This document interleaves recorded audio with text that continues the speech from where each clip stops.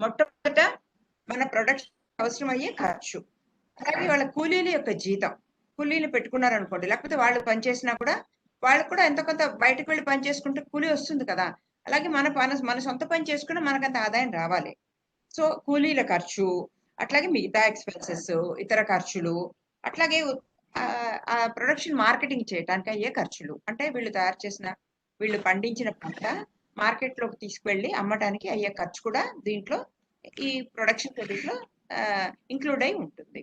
అలాగే ఇంకా ఏంటి, దేన్ని చూస్తుంది? District level technical committee decide చేస్తుంది. ప్రతి పంటకి పండించడానికి ఎంత ఖర్చవుతుంది అని డిస్ట్రిక్ట్ లెవెల్‌లో టెక్నికల్ కమిటీ వాళ్ళు డిసైడ్ చేస్తారు. సో, అప్పుడు ఏమేమి అంశాలు చూస్తుందంటే సాగులో ఉండే భూమి. సాగులో ఉండే భూమి సాగులో ఉండే భూమి ఎలా ఉంది? అంటే ఇరిగేటెడా? అన్‌ఇరిగేటెడా? ఎలా ఉంది? అలాగే అతను పండించే పంటలేమిటి? అతను ఏమేమి పంటలు పండిస్తున్నాడు? ప్యాడీయా? జోవరా? మిర్చియా? కూరగాయలా? పళ్ళా? అతను ఏం పండిస్తున్నాడు? అలాగే స్కేల్ ఆఫ్ ఫైనాన్స్. మనకి స్కేల్ ఆఫ్ ఫైనాన్స్ నిర్ణయిస్తారు కదా bankers. State level bankers committee వాళ్ళు మనకి కమ్యూనికేట్ చేస్తారు. స్కేల్ ఆఫ్ ఫైనాన్స్ ఎంత అనేది. స్కేల్ ఆఫ్ ఫైనాన్స్ ఎవరు నిర్ణయిస్తారు? డిఎల్టీసీ నిర్ణయిస్తుంది. స్టేట్ లెవెల్ టెక్నికల్ కమిటీ నిర్ణయించి ఆ డిఎల్టీసీ ఏం చేస్తుందంటే స్టేట్ లెవెల్ టెక్నికల్ కమిటీకి పంపించడం జరుగుతుంది. First district level technical committee decide చేస్తుంది ఏ పంటకి ఎంత ఇవ్వాలి, ప్యాడీకి ఎంత, మిర్చికి ఎంత, జోవర్కి ఎంత, ఇలా ప్రతి పంటకి బెండకాయలకి ఎంత, లేకపోతే మామిడి పళ్ళకి ఎంత, ఇలా ప్రతిదీ కూడా ప్రతి పంటకి ఒక ఎకరానికి ఎంత ఖర్చు అవుతుంది డిస్ట్రిక్ట్ లెవెల్ టెక్నికల్ కమిటీ వాళ్ళు నిర్ణయిస్తారు. కమిటీలో అగ్రికల్చర్ వాళ్ళు, హార్టికల్చర్ వాళ్ళు, డిపార్ట్మెంట్ లో వాళ్ళందరూ కూడా దాంట్లో మెంబర్స్ గా ఉంటారు. వాళ్ళు నిర్ణయిస్తారు. ఈ ఒక ఎకరానికి పంటకి ఎంత ఖర్చు అవుతుంది అనేది నిర్ణయిస్తారు. నిర్ణయించి ఏం చేస్తారు? అన్ని జిల్లాల వాళ్ళు స్టేట్ లెవెల్ టెక్నికల్ కమిటీకి పంపిస్తారు. స్టేట్ లెవెల్ టెక్నికల్ కమిటీకి క్యాపిటల్ లో ఉంటుంది వాళ్ళకి. స్టేట్ లెవెల్ టెక్నికల్ కమిటీకి పంపిస్తారు. స్టేట్ లెవెల్ టెక్నికల్ కమిటీలో ఎవరెవరు ఉంటారు? ఆ డిపార్ట్మెంట్ కి సంబంధించిన హెడ్ ఆఫ్ డిపార్ట్మెంట్స్ వాళ్ళందరూ ఉంటారు. ఈ పంటలకు సంబంధించి సపోజ్ అక్కడ మనకి డిప్యూటీ డైరెక్టర్ అగ్రికల్చర్ వచ్చారనుకోండి, ఇక్కడ స్టేట్ లెవెల్ కమిటీలో కమిషనర్ అగ్రికల్చర్ వస్తారు. లేకపోతే అక్కడ డిప్యూటీ డైరెక్టర్ హార్టికల్చర్ వచ్చారనుకోండి, ఇక్కడ డైరెక్టర్ హార్టికల్చర్ వస్తారు. అక్కడ నాబార్డ్ డీడీఎం వచ్చారనుకోండి, ఇక్కడ నాబార్డ్ చీఫ్ జనరల్ మేనేజర్ వస్తారు. అలా సీనియర్ ఆఫీసర్స్ అందరూ అన్ని బ్యాంకులకి సంబంధించిన సీనియర్ ఆఫీసర్ అందరూ స్టేట్ లెవెల్ టెక్నికల్ కమిటీలో వస్తారు. స్టేట్ లెవెల్ కమిటీకి వచ్చి డిఎల్టీసీలో డిస్ట్రిక్ట్ లెవెల్ టెక్నికల్ కమిటీలో వాళ్ళు నిర్ణయించిన రేట్లన్నీ స్టేట్ లెవెల్ టెక్నికల్ కమిటీకి పంపిస్తారు. స్టేట్ లెవెల్ టెక్నికల్ కమిటీ వాళ్ళు ఏం చేస్తారు? వీళ్ళు ఇచ్చినవన్నీ తీసుకొని వాళ్ళు చూసి ఏంటి, ఏ పంటకి ఎంత ఎంత చెప్పడం జరిగింది, అది న్యాయంగా ఉందా, లేకపోతే ఎక్కువ ఇచ్చారా, లేకపోతే తక్కువ ఇచ్చారా, అలాగే పంట కాలాన్ని కూడా వాళ్ళు నిర్ణయిస్తారు. మీరు చూస్తే దేశం అంతా ఒకే రకమైన పంట కాలం ఉండదు. ఖరీఫ్ కానీ రబీకి కానివ్వండి. వాన కాలాన్ని బట్టి వాళ్ళకుండే వాటర్ సోర్సెస్ బట్టి వాటన్నిటిని బట్టి కూడా సీజన్ మారుతూ ఉంటుంది. కాబట్టి వాళ్ళు పంట కాలాన్ని, అలాగే ఏ సీజన్ ఎప్పటి నుంచి ఎప్పటి వరకు, ఎంత ఒక ఎకరానికి ఎంత ఖర్చు అవుతుంది, ఇవన్నీ కూడా డిస్ట్రిక్ట్ లెవెల్ టెక్నికల్ కమిటీలో నిర్ణయిస్తారు. వాళ్ళు తీసుకున్న నిర్ణయాన్ని డీటెయిల్స్ ని స్టేట్ లెవెల్ టెక్నికల్ కమిటీకి పంపించడం జరుగుతుంది. స్టేట్ లెవెల్ టెక్నికల్ కమిటీ వాళ్ళు ఏం చేస్తారు? దానికి తగిన మార్పులన్నీ చేసి స్టేట్ లెవెల్ బ్యాంకర్స్ కమిటీకి ఇవ్వడం జరుగుతుంది. స్టేట్ లెవెల్ బ్యాంకర్స్ కమిటీకి వాళ్ళు ఏం చేస్తారు? అన్ని బ్యాంకులకి అంటే మనందరికీ కూడా వాళ్ళు పంపించడం జరుగుతుంది. దాన్ని మనం స్కేల్ ఆఫ్ ఫైనాన్స్ అంటాం. దాన్ని అనుసరించి మనం ఎకరాకి అప్పులు ఇవ్వడం జరుగుతుంది. స్కేల్ ఆఫ్ ఫైనాన్స్ ఎంత నిర్ణయించినా మన బ్యాంకుకున్న సౌలభ్యాన్ని బట్టి, అంటే మనకున్న కెపాసిటీని బట్టి, మన దగ్గర ఉన్న ఫండ్స్ అవైలబిలిటీని బట్టి మనం దాన్ని ఎక్కువ తక్కువ ఇవ్వడం జరుగుతూ ఉంటుంది. స్కేల్ ఆఫ్ ఫైనాన్స్ ఫిక్స్ చేసేది మాత్రం స్టేట్ లెవెల్ బ్యాంకర్స్ కమిటీ మనకు పంపిస్తుంది. First district level technical committee, తర్వాత స్టేట్ లెవెల్ టెక్నికల్ కమిటీ, తర్వాత స్టేట్ లెవెల్ బ్యాంకర్స్ కమిటీ, ఆ తర్వాత నుంచి బ్యాంకులకి వాళ్ళు పంపించడం జరుగుతుంది. తర్వాత వాళ్ళు ఏం చేస్తారు? ప్రతి సభ్యుడికి కూడా ఎంత అప్పు అవసరం అనేది ఒక ప్యాక్ నిర్ణయిస్తుంది. అతను అప్లికేషన్ తీసుకున్నాక అతని సాగులో ఉన్న భూమి, అతను వేసే పంట ఏమిటి, అలాగే అతనికి స్కేల్ ఆఫ్ ఫైనాన్స్ ప్రకారం ఎంత అప్పు వస్తుంది అనేది సంఘం మనకి నిర్ణయిస్తుంది. అట్లాగే ఏం చేస్తారు? మనము ఒక నార్మల్ క్రెడిట్ లిమిట్ అప్లికేషన్ తయారు చేస్తాము. నార్మల్ క్రెడిట్ లిమిట్ అప్లికేషన్, సాధారణ పరపతి పరిమితి దరఖాస్తు అంటాం కదా. నార్మల్ క్రెడిట్ అప్లికేషన్ కూడా తయారు చేసి మనం జిల్లా బ్యాంక్ కి పంపించడం జరుగుతుంది. మన డిసిసిబికి లేకపోతే మన కన్సర్న్ బ్రాంచ్ కి మనం పంపిస్తాము. కాబట్టి ఇప్పుడు ప్రస్తుతం మనం మనం అమలు ఇస్తున్న లోను ఎలా అంటే KCC, Kisan credit card scheme ద్వారా మనం ఇస్తున్నాం. ఈ కిసాన్ క్రెడిట్ కార్డు దాంట్లో ఏమేమి ఉంటాయి, దాంట్లో మనం ఇచ్చిన క్రెడిట్ లో ఏముంటుంది, పంట అప్పు ఉంటుంది, తర్వాత అతను పెట్టుబడి అవసరాలు ఉంటుంది, ఆ తర్వాత అప్పు మరియు వినియోగ అవసరాలు కూడా దాంట్లో భాగం. కన్సంప్షన్ రిక్వైర్మెంట్స్ అంటే అతను పంట వేసి చేయాలి కదా ఇంట్లో, అతని కన్సంప్షన్ రిక్వైర్మెంట్ కూడా ఉంటుంది. ఉట్టి మనం పంట వేసి పంట వేయడానికి ఆ డబ్బులన్నీ వాడేసుకుంటే అతనికి ఇంటి ఖర్చు కూడా డబ్బులు అవసరం అవుతాయి. అతనికి భోజనం చేయాలి, పిల్లల్ని చదివించుకోవాలి, ఇంటి అద్దె కట్టుకోవాలి, ఇలా అతనికి కన్సంప్షన్ రిక్వైర్మెంట్స్ కూడా ఉంటాయి కదా.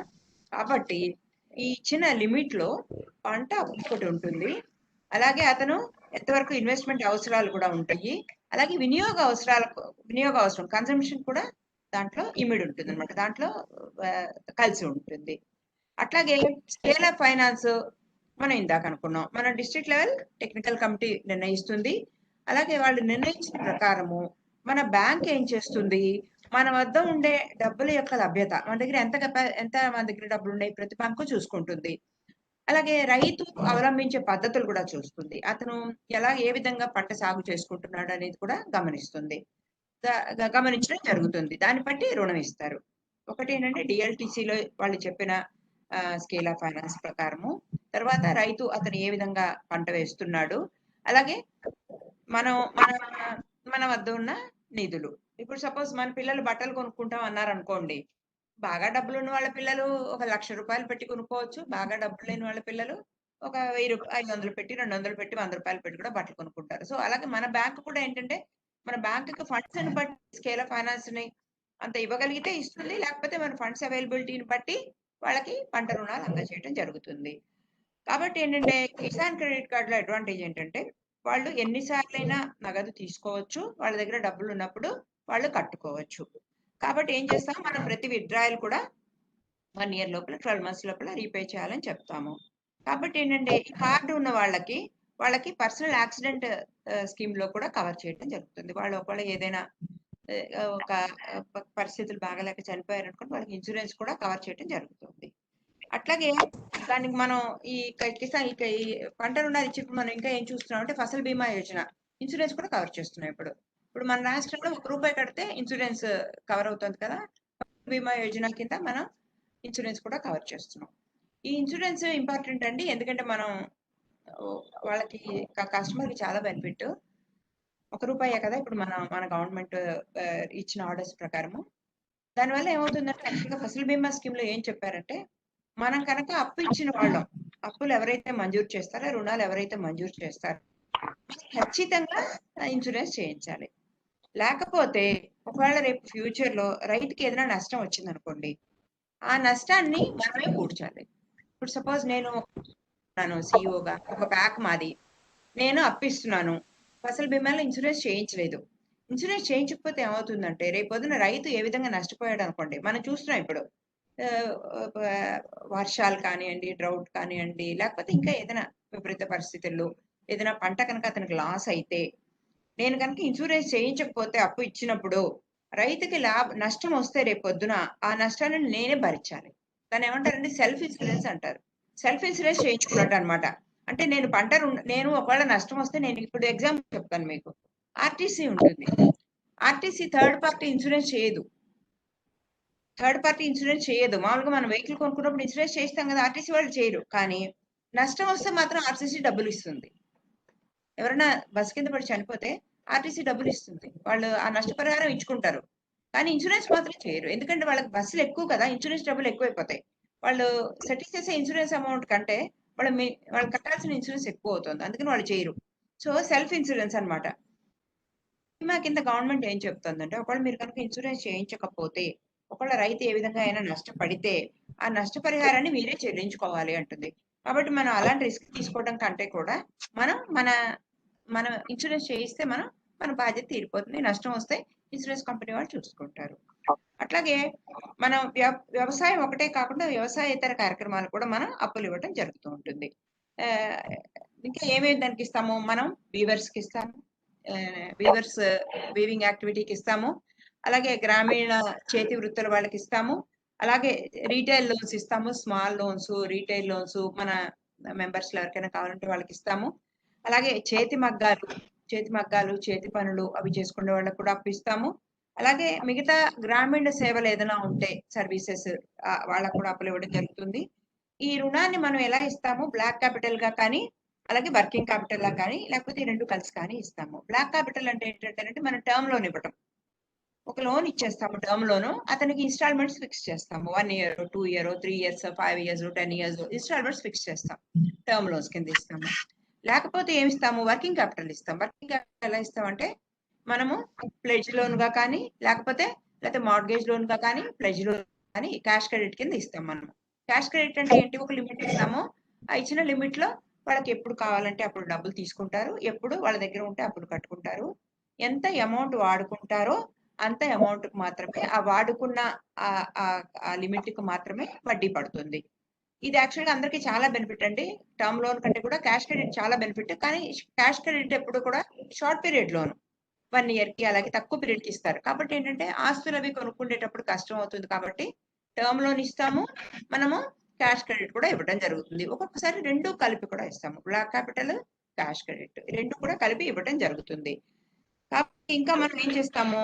వ్యవసాయ రుణాలు ఇస్తాము, వ్యవసాయ రుణాలు ఇస్తాము, గోల్డ్ లోన్స్ ఇస్తాము, ఎస్హెచ్జి లోన్స్ ఇస్తాము, లాంగ్ టర్మ్ లోన్స్ ఇస్తాము. రకరకాల లోన్స్ మనము మన మన సభ్యులకి ఏది అవసరం అయితే మనము ఆ అప్పులు ఇవ్వడం జరుగుతుంది. అలాగే మనం ఎల్టీ లోన్స్ కూడా ఇస్తాము. దీర్ఘకాలిక రుణాలు కూడా మనం ఇస్తాము. మనం ఈ ఎల్టీ లోన్స్ ఇచ్చేటప్పుడు మనం ఏమేమి ప్రొసీజర్ ఫాలో అవుతాము అంటే, ఫస్ట్ అప్లికేషన్, సభ్యత్వం మరియు దరఖాస్తు అంటారు కదా. ఫస్ట్ మెంబర్ అవ్వాలి. ఏ లోన్ మనం ఇవ్వాలన్నా కూడా కోఆపరేటివ్స్ లో, కోఆపరేటివ్ సొసైటీలో, స్టేట్ కోఆపరేటివ్ బ్యాంక్ కానీ, డిస్ట్రిక్ట్ కోఆపరేటివ్ సెంట్రల్ బ్యాంక్ కానీ, ప్యాక్స్ కానీ, ఎవరైనా సరే కోఆపరేటివ్ అనే పేరు కనుక వస్తే వాళ్ళు ఏం చేయాలి? ఫస్ట్ మెంబర్ గా చేర్చుకోవాలి. ఎందుకంటే మనం అదర్ దాన్ మెంబర్స్ కి మనం ఏ విధమైన ఫెసిలిటీ ఇవ్వకూడదు. కాబట్టి ఏం చేయాలి? మనం ముందర మనం మెంబర్ గా చేర్చుకోవాలి. ఎవరికి అప్పిచ్చినా కూడా ముందర మనం మెంబర్ గా చేర్చుకోవాలి. సభ్యత్వం ముందు తీసుకోవాలి. సో సభ్యత్వానికి దరఖాస్తు ఒకటి ముందర ఇవ్వాలి. తర్వాత అతను మామూలుగా మనం ఇందాక అనుకున్నాం, షార్ట్ టర్మ్ లోన్స్ ఎవరు ఫిక్స్ చేస్తారు? District level technical committee, state level technical committee, తర్వాత స్టేట్ లెవెల్ బ్యాంకర్స్ కమిటీ మనకి ఇచ్చేస్తారు. సో మన డిస్ట్రిక్ట్ లో ఉండే డిస్ట్రిక్ట్ లెవెల్ టెక్నికల్ కమిటీ వాళ్ళు ఒక ఎకరానికి ఎంత అవుతుంది ఖర్చు అనేది నిర్ణయిస్తారు. కానీ లాంగ్ టర్మ్ లోన్కి వచ్చేసరికి, అంటే దీర్ఘకాలిక రుణాలకు వచ్చేసరికి ఏంటంటే మనము యూనిట్ కాస్ట్ ఎంత అనేది నాబార్డ్ నిర్ణయిస్తుంది. నాబార్డ్ ఎలా చెప్తుంది అంటేనంటే ఇట్స్ ఎ గైడెన్స్ అనమాట, మనని గైడ్ చేస్తుంది నాబార్డ్. ఒక యూనిట్ కాస్ట్ ఎంత అనేది నాబార్డ్ చెప్పేది అడ్వైజరీ. వాళ్ళు మనకి అడ్వైస్ ఇస్తారు, మీరు ఇంత ఇవ్వచ్చు, దీనికి ఈ ప్రాజెక్ట్ కి మీరు ఇంత అప్పు ఇవ్వచ్చు అని చెప్పడం జరుగుతుంది. కాబట్టి మనం వాళ్ళ ఎల్టీలో లోన్ అడిగినప్పుడు మనం ఆ ప్రాజెక్ట్ వాళ్ళు ఏమి యాక్టివిటీ తీసుకోదలుచుకున్నారో అక్కడికి వెళ్తాము, వెళ్ళి అది పరిశీలించడం జరుగుతుంది. ఆ తర్వాత లోన్ శాంక్షన్ చేస్తాము. లోన్ శాంక్షన్ చేశాక ఏం చేస్తాము? వాళ్ళు దాన్ని ఎలా చూస్తారు, ఎలా యూజ్ చేస్తున్నారు ఆ లోన్ అనేది కూడా మనం పరిశీలన చేస్తాము. ఆ తర్వాత ఆఖరికి మనం వసూలు చేసుకుంటాము. ఇది మొత్తం సైకిల్. సో సభ్యత్వం దరఖాస్తు ఎట్లా ఉండాలంటే, ఫస్ట్ అతను ఖచ్చితంగా మనం మెంబర్ అయి ఉండాలి. మనం ఎల్టీ లోన్ ఇవ్వాలంటే, ఏ లోన్ అయినా, ఎస్టీ కానీ ఎల్టీ కానీ ఏ లోన్ ఇవ్వాలన్నా మనం ఏ క్లాస్ మెంబర్ అయినా ఇస్తాము. గోల్డ్ లోన్స్ అలాంటి వాటికంటే బి క్లాస్ మెంబర్షిప్ తీసుకుంటాం. బి క్లాస్ మెంబర్షిప్ అంటే ఏంటి? అసోసియేట్ మెంబర్షిప్ అంటాం. అంటే వాళ్ళకి ఓటు హక్కు ఉండదు. బి క్లాస్ మెంబర్స్ కి ఓటు హక్కు ఉండదు. కానీ ఏంటంటే మన దగ్గర రుణ సదుపాయం పొందే అర్హత మాత్రం ఉంటుంది. ఏ క్లాస్ మెంబర్స్ కి మాత్రమే ఓటు హక్కు ఉంటుంది. కాబట్టి మనం లోన్ ఇచ్చేటప్పుడు, అగ్రికల్చర్ లోన్ ఇచ్చేటప్పుడు వాళ్ళని మనం ఏ క్లాస్ మెంబర్స్ కింద తీసుకుంటాం. వాళ్ళకి రేపు ఓటింగ్ హక్కు ఉంటుంది. అదే గోల్డ్ లోన్ అనుకోండి, మనం బి క్లాస్ మెంబర్షిప్ తీసుకుంటాము, అసోసియేట్ మెంబర్షిప్ అంటాము. వాళ్ళు లోన్ తీసుకుంటారు కానీ వచ్చి ఇప్పుడు స్టేట్ కోఆపరేటివ్ బ్యాంక్ ఉంది, డిస్ట్రిక్ట్ కోఆపరేటివ్ సెంట్రల్ బ్యాంక్ ఉంది, రకరకాల లోన్స్ ఇస్తాం. వెహికల్ లోన్స్, తర్వాత ఎడ్యుకేషన్ లోన్స్, రకరకాల లిమిట్స్ ఇస్తాం, హౌసింగ్ లోన్స్, ఇవన్నీ. వాటన్నిటికీ ఏం తీసుకుంటామంటే బి క్లాస్ మెంబర్షిప్ తీసుకుంటాం. వాళ్ళకి ఓట్ చేసే హక్కు ఉండదు. ఏ క్లాస్ ఎవరు? స్టేట్ కోఆపరేటివ్ బ్యాంక్ కి ఎవరు ఏ క్లాస్ మెంబర్స్? ఓన్లీ డిసిసిబిస్ లో ఏ క్లాస్ మెంబర్స్ ఎవరు? ప్యాక్స్.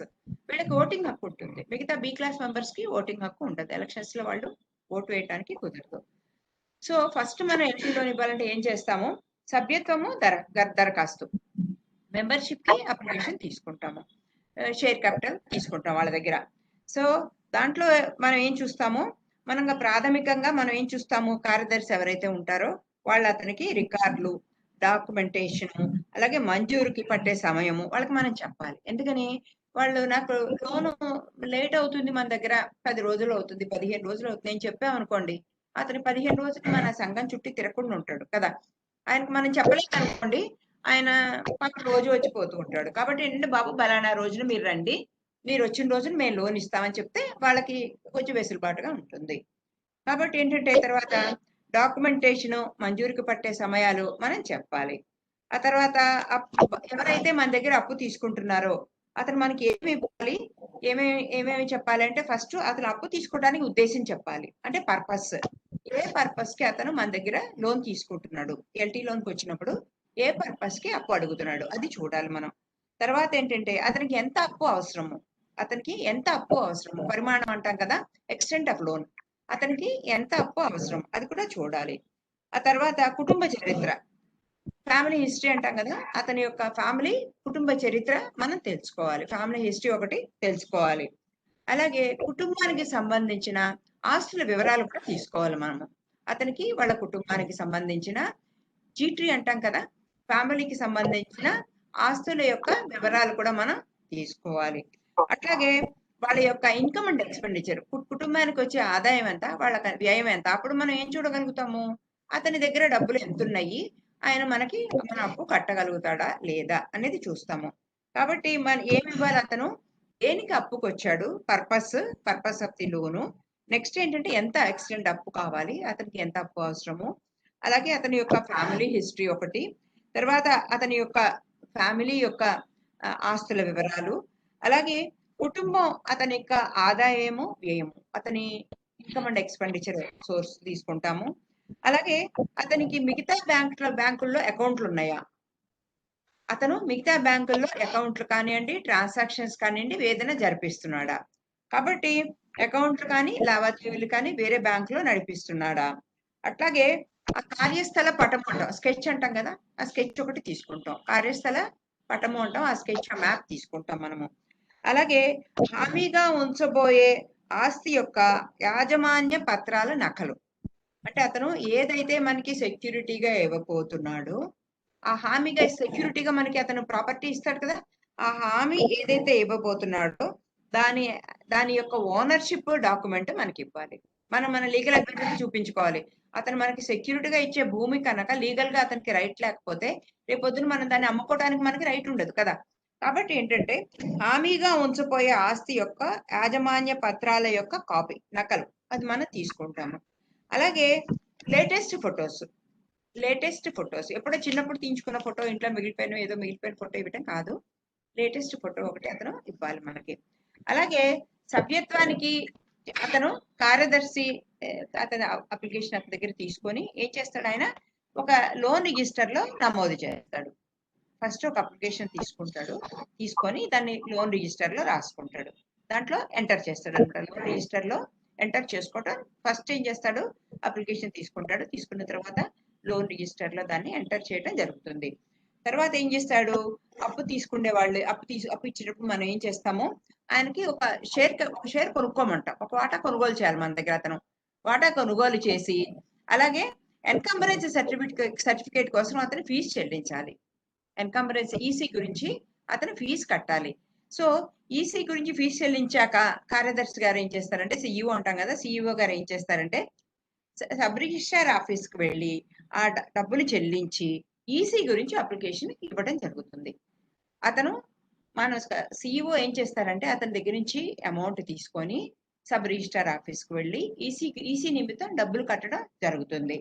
ఆ తర్వాత కార్యదర్శి ఈసీ తీసుకున్న తర్వాత ఏం చేస్తాడు, ఆ ఈసీ పరిశీలించి ఈ ఎన్కంబరెన్స్ దాని మీద ఎవరైనా ఆల్రెడీ కనుక ఏదైనా తాకట్టు అది ఉంటే దాంట్లో వస్తుంది కదా! ఎన్కంబరెన్స్ సర్టిఫికేట్‌లో మనం చూడొచ్చు. అతనికి ఇంతకు ముందర ఎవరైనా ఎక్కడైనా తాకట్టు పెట్టాడా? ఫ్రీ ఏమి దాని మీద ఏమి ఎన్కంబరెన్స్ లేకుండా ఫ్రీ ల్యాండా అనేది మనకి తెలుస్తుంది ఈసీ చూస్తే.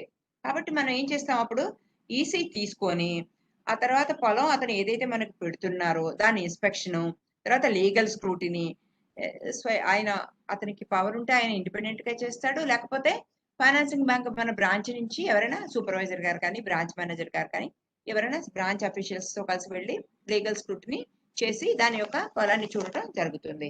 తర్వాత ఏం చేస్తారు, లీగల్ స్క్రూటినీ చేసేటప్పుడు ఏం చేస్తారంటే నార్మల్ గా లాస్ట్ 12 years లీగల్ స్క్రూటినీ యాజమాన్యాన్ని నార్మల్ గా అతనికి ఓనర్షిప్ ని 12 సంవత్సరాలు చూడటం జరుగుతుంది. ఇది ఒక్కొక్క బ్యాంక్ లో ఒక్కొక్క పాలసీ ఉందండి. ఒకే రకంగా ఉండాలని ఏమీ లేదు.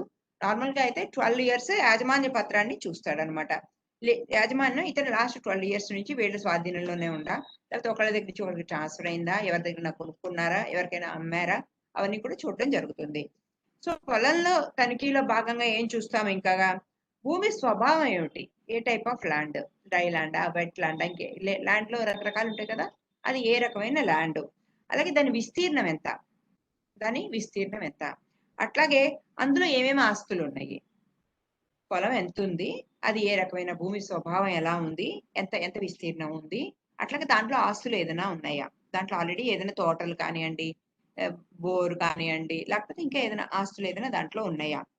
ఆ తర్వాత ఈసీలో చెప్పారు కదా విషయాలు, ఈసీలో మనం చూసాం కదా, అది నిజమేనా, చుట్టుపక్కల వాళ్ళని అడిగితే మనం తెలుసుకోవచ్చు ఈసీలో చూపించిన విషయాలు నిజమేనా. ఈసీ తీసుకున్నారు కదా కార్యదర్శి గారు, తీసుకున్న ఈసీలో చూపించిన విషయాలు ఏదైతే ఉన్నాయో అది దాని యొక్క ఫ్యాక్చువల్ గా అది నిజమేనా కాదా అది కూడా చూసుకోవాలి. ఆ తర్వాత కుటుంబం యొక్క వివరాలు, అలాగే వాళ్ళ యొక్క ఆదాయము, కుటుంబం యొక్క వివరాలు, జీటీ అంటాం కదా అది, అలాగే వాళ్ళ యొక్క ఇన్కమ్, వాళ్ళ యొక్క ఆదాయం ఎంత ఉంది, వాళ్ళు అంటే మనం అల్టిమేట్ గా మన ఉద్దేశం ఏమిటి, వాళ్ళు తిరిగి తీసుకున్న లోను కడతారా లేదా అనేది మనం చూసుకోవాలి కదా, వాళ్ళకి ఆదాయం ఉండాలి కదా, ఆదాయం లేకపోతే అప్పు కట్టలేరు. కాబట్టి వాళ్ళు ఆ తీసుకున్న లోను దాని గురించిన వాళ్ళ యొక్క ఆదాయం ఎంత ఉంది అనేది మనం చూస్తాము.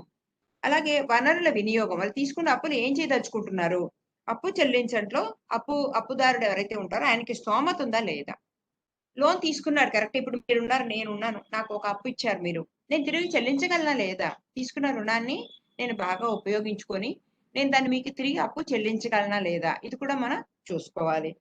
అట్లాగే బారోవర్ మార్జిన్ కూడా ఎంతో కొంత చెల్లించాలి. ప్రతి లోన్ కి బారోవర్ మార్జిన్ ఉంటుంది కదా, మన స్టాఫ్ లోన్ ఇచ్చినా కూడా 25% 20% మార్జిన్ కట్టుకోండి అంటాం. మార్జిన్ ఎందుకు కట్టమంటాం అంటేనండి, నో ఇన్వాల్వ్మెంట్ నో కమిట్మెంట్ అంటారు. అంటే అతని సొంత డబ్బులు అంటూ ఏదీ లేకపోతే అతని ఇంట్రెస్ట్ ఏమీ ఉండదట. ఒకసారి స్టేట్ బ్యాంక్ ఆఫ్ ఇండియా వాళ్ళు ఒక స్టార్టప్స్ కాన్ఫరెన్స్ పెట్టారండి, స్టార్టప్స్ గురించి ఒకటి పెట్టారు, దాంట్లో వెళ్ళడం జరిగింది. అందులో వచ్చిన వాళ్ళందరూ చిన్న కొత్తగా బిజినెస్ పెడుతున్న వాళ్ళు కదా, వాళ్ళు అడిగారు, మేము ఇప్పుడే స్టార్టప్ కదా మాది, మేము ఇప్పుడే బిజినెస్ పెడుతున్నాం కదా, మీరు మమ్మల్ని మార్జిన్ పెట్టుకోమంటే మేము ఎలా పెట్టుకుంటాం, మేము పెట్టుకోలేము అని. దానికి ఆ state bank of India regional manager ఏమన్నారంటేనండి, ఇప్పుడు మీకు ఒక కొత్త ఐడియా వచ్చింది, బిజినెస్ ఐడియా, మీరు మాకు చెప్పారు 100 రూపాయలు బిజినెస్ ఖర్చు అవుతుంది అంటే, మీరు మనం 100 రూపాయలు మమ్మల్నే పెట్టుకోమంటే మీ మీ ఇన్వాల్వ్మెంట్ దాంట్లో ఏమీ లేదు.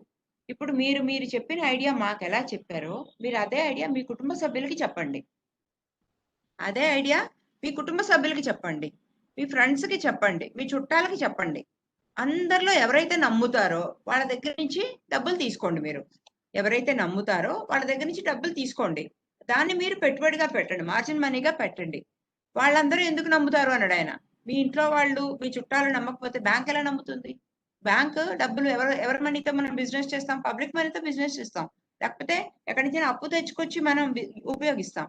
సో ఇంట్లో వాళ్ళు, ఫ్రెండ్స్, చుట్టాలు వాళ్ళే నమ్మకపోతే బ్యాంక్ ఎలా నమ్ముతుంది. కాబట్టి ఏంటంటే మార్జిన్ మనీ మీరు ఖచ్చితంగా పెట్టుకోవాల్సిందే. వాళ్ళ మనీ అనేది ఉంటే వాళ్ళ ఇన్వాల్వ్మెంట్ కూడా ఎంతో కొంత ఉంటుంది. కాబట్టి మన ఎల్టీ లోన్లో మార్జిన్ మనీ అనేది ఖచ్చితంగా మనం తీసుకుంటాం, వాళ్ళ ఖచ్చితంగా వాళ్ళని మార్జిన్ మనీలో మనం తీసుకుంటాము.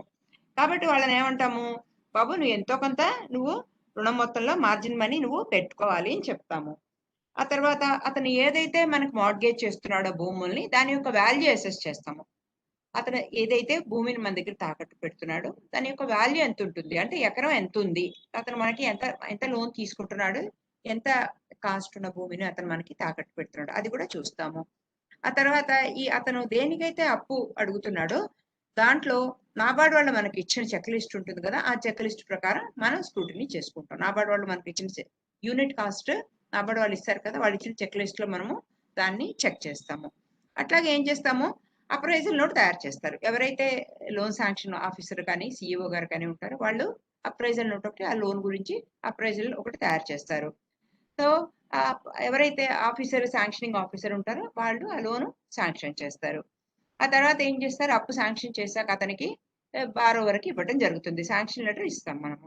శాంక్షన్ లెటర్ లో చెప్పిన విధంగా అతను అన్ని కూడా మనకి సాటిస్ఫై అయ్యేలాగా మనం డాక్యుమెంటేషన్ పూర్తి చేయాలి. అతను డాక్యుమెంటేషన్ చాలా ఇంపార్టెంట్ అండి. డాక్యుమెంటేషన్ విషయంలో సిఇఓ గారి దగ్గర ఉండి అన్ని డాక్యుమెంట్లు సరిగ్గా అతను ఇచ్చేలాగా చూసుకోవాలి. ఎందుకంటే డాక్యుమెంటేషన్ సరిగ్గా లేకపోతే రేపు పొద్దున మనం దాని మీద దావా వేయడం కష్టం అవుతుంది. మనం వాళ్ళ మీద కోర్టులో దావా వేయలేము డాక్యుమెంటేషన్ సరిగ్గా లేకపోతే. కాబట్టి డాక్యుమెంటేషన్ చాలా ఇంపార్టెంట్. సిఇఓ గారు సొసైటీ సిఇఓ గారు దగ్గరుండి డాక్యుమెంటేషన్ చూపించుకోవాలి. ఆ తర్వాత ఆయన ఆయన బారోవర్ ఉంటాడు కదా, ఆయన బారోవర్ ఏం చేస్తారంటే మన సంఘం పేరు మీద అగ్రిమెంట్ చేయడం జరుగుతుంది. తనఖా పత్రం అంటాం కదా, ఆ తనఖా పత్రం రాయించడం జరుగుతుంది. తర్వాత ఆయన బారోవర్ ఎవరైతే ఉంటారో ఆయన మార్జిన్ పే చేయాలి. మనకు మార్జిన్ మనీ ఏదైతే ఉంటుందో ఆ మార్జిన్ మనీ మన దగ్గర పే చేయాలి. ఆ తర్వాత అతనికి వచ్చే ఆదాయాన్ని బట్టి, అతనికి వచ్చే పీరియడ్ని బట్టి ఇన్స్టాల్మెంట్స్ ఫిక్స్ చేయడం జరుగుతుంది. లోన్ ఇన్స్టాల్మెంట్స్ ఉంటాయి కదా, లోన్ ఎల్టీ లోన్లో మనం ఇన్స్టాల్మెంట్ ఫిక్స్ చేస్తాము. సో అతనికి వచ్చే ఆదాయాన్ని బట్టి 6 months ఒకసారా, ఇయర్లీయా, క్వార్టర్లీయా, మంత్లీయా, దాన్ని బట్టి అతనికి వచ్చే ఆదాయం, అతనికి ఎక్కడి నుంచి ఆదాయం వస్తుంది, సపోజ్ పంటల మీద అనుకోండి, అప్పుడు మనం 6 months ఒకసారి పే చేయమంటాం. లేకపోతే అతని ఎంప్లాయీ అనుకోండి, మంత్లీ పే చేయమని చెప్తాము. సో అతనికి వచ్చే ఆదాయాన్ని బట్టి మనము అతనికి లోన్ ఇన్స్టాల్మెంట్స్ ఫిక్స్ చేయడం జరుగుతుంది. అలాగే ఫస్ట్ అతనికి లోన్ ఇన్స్టాల్మెంట్ ఆయనకి ఇవ్వడం జరుగుతుంది. అతని యొక్క అలాగే అతనికి ఇచ్చే అప్పును కూడా మనము ఇన్స్టాల్మెంట్స్ లో ఇస్తాం అవసరాన్ని బట్టి. సపోజ్ ఇప్పుడు ఒక ఇంటికి లోన్ ఇచ్చాం అనుకోండి, ఇంటికి లోన్ ఇచ్చేటప్పుడు ఏం చేస్తాము, అతను ఫస్ట్ బేస్మెంట్ వేయడానికి ఒక ఇన్స్టాల్మెంట్ ఇస్తాం, తర్వాత దాని రూఫ్ వర్క్ అయ్యాక ఇంకొక ఇన్స్టాల్మెంట్ ఇస్తాం, ఆ తర్వాత మిగతా ఖర్చుల కోసం ఇంకొక ఇన్స్టాల్మెంట్ ఇస్తాం. సో ఇవ్వాల్సిన డబ్బులన్నీ ఒకేసారి ఇచ్చేయకుండా మనము కంతుల రూపంలో ఇస్తాం, ఇన్స్టాల్మెంట్స్ రూపంలో ఇవ్వడం జరుగుతుంది. కాబట్టి ఏం చేస్తాం, ఫస్ట్ అతను అన్ని డాక్యుమెంట్స్ అన్ని సరిగ్గా ఇవ్వగానే మనం ఫస్ట్ ఇన్స్టాల్మెంట్ అతనికి రిలీజ్ చేస్తాము. ఆ తర్వాత ఏం చేస్తాము, డ్యూ డేట్ డైరీ తయారు చేస్తాము. కంతుల డైరీ అంటాం కదా, డ్యూ డేట్ డైరీ తయారు చేస్తాము. డ్యూ డేట్స్ ఎప్పుడు డబ్బులు కట్టాలి అనేది డ్యూ డేట్స్ అతనికి తయారు చేస్తాము. డాక్యుమెంట్లను ఏం చేస్తాము, తీసుకున్న డాక్యుమెంట్లు సేఫ్టీ గురించి ఏం చేస్తాము, డిసిసిబి యొక్క బ్రాంచ్ లో అవి డాక్యుమెంట్స్ వాళ్ళ దగ్గరికి పంపించడం జరుగుతుంది. డిసిసిబి యొక్క బ్రాంచ్ లో ఆ డాక్యుమెంట్స్ దాన్ని సేఫ్ గా వాళ్ళు సెక్యూర్డ్ గా పెట్టుకోవడానికి వాళ్ళ బ్రాంచ్ కి పంపించడం జరుగుతుంది. ఆ తర్వాత సిఇఓ గారు ఉంటారు కదా, సంఘంలో సిఇఓ, ఆయన ఏం చేస్తారు, ఫీల్డ్ ఇన్స్పెక్షన్ చేస్తారు. క్షేత్ర పరిశీలన అంటారు కదా, ఫీల్డ్ ఇన్స్పెక్షన్ చేయడం జరుగుతుంది. చేసి ఒకవేళ ఆయన పని ప్రారంభించాడు, ఆయన పని బాగా చేసుకుంటున్నాడు, తీసుకున్న బారోవరు అని ఆయన కనుక సాటిస్ఫై అయితే ఆ తర్వాత ఫర్దర్ గా ఇన్స్టాల్మెంట్స్ రిలీజ్ చేయడం జరుగుతుంది. కాబట్టి ఏంటంటే ఆయన మనం ఇచ్చిన డబ్బులతో ఆ డబ్బులు కనుక వాడుకుంటే దాన్ని మనం మిగతా ఇన్స్టాల్మెంట్ వాడుకున్నారు అని సిఇఓ గారు కనుక భావిస్తే తర్వాత ఫర్దర్ ఇన్స్టాల్మెంట్స్ రిలీజ్ చేయడం జరుగుతుంది. అలాగే ఆయన ఎప్పుడు డబ్బులు కట్టాలి, మన డ్యూ డేట్ అంటాం కదా, డ్యూ డేట్ కి నార్మల్ గా 1 month లోపల మనం ఒక నోటీస్ పంపించాలి.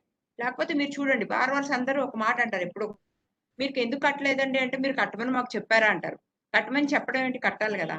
కానీ ఏంటంటే మన వంతు బాధ్యతగా మనం నోటీస్ పంపించాలి, డ్యూ డేట్ అయింది, మీరు ఈ డేట్ కి మీరు అప్పు కట్టాలి అని చెప్పి మనం ఒక నోటీస్ పంపించడం జరుగుతుంది. తర్వాత ఏం చేస్తాము, టైంకి వాళ్ళ లోన్ కట్టారా లేదా చూస్తాము. టైంకి మనకి ఇన్స్టాల్మెంట్ వచ్చిందా లేదా అనేది మనం చెక్ చేసుకోవడం జరుగుతుంది. అట్లాగే ఒకవేళ లేట్ అయింది అనుకోండి, ఓవర్డ్యూ అయింది, డ్యూ డేట్ కట్టలేదు, మనం ఏం చేస్తాము, పెనాల్టీ వేస్తాము. డ్యూ డేట్ ఆయన కట్టకపోతే డబ్బులు మనము పెనాల్టీ వేస్తాం, పీనల్ ఇంట్రెస్ట్ అంటాం కదా, పెనాల్టీ వేయడం జరుగుతుంది.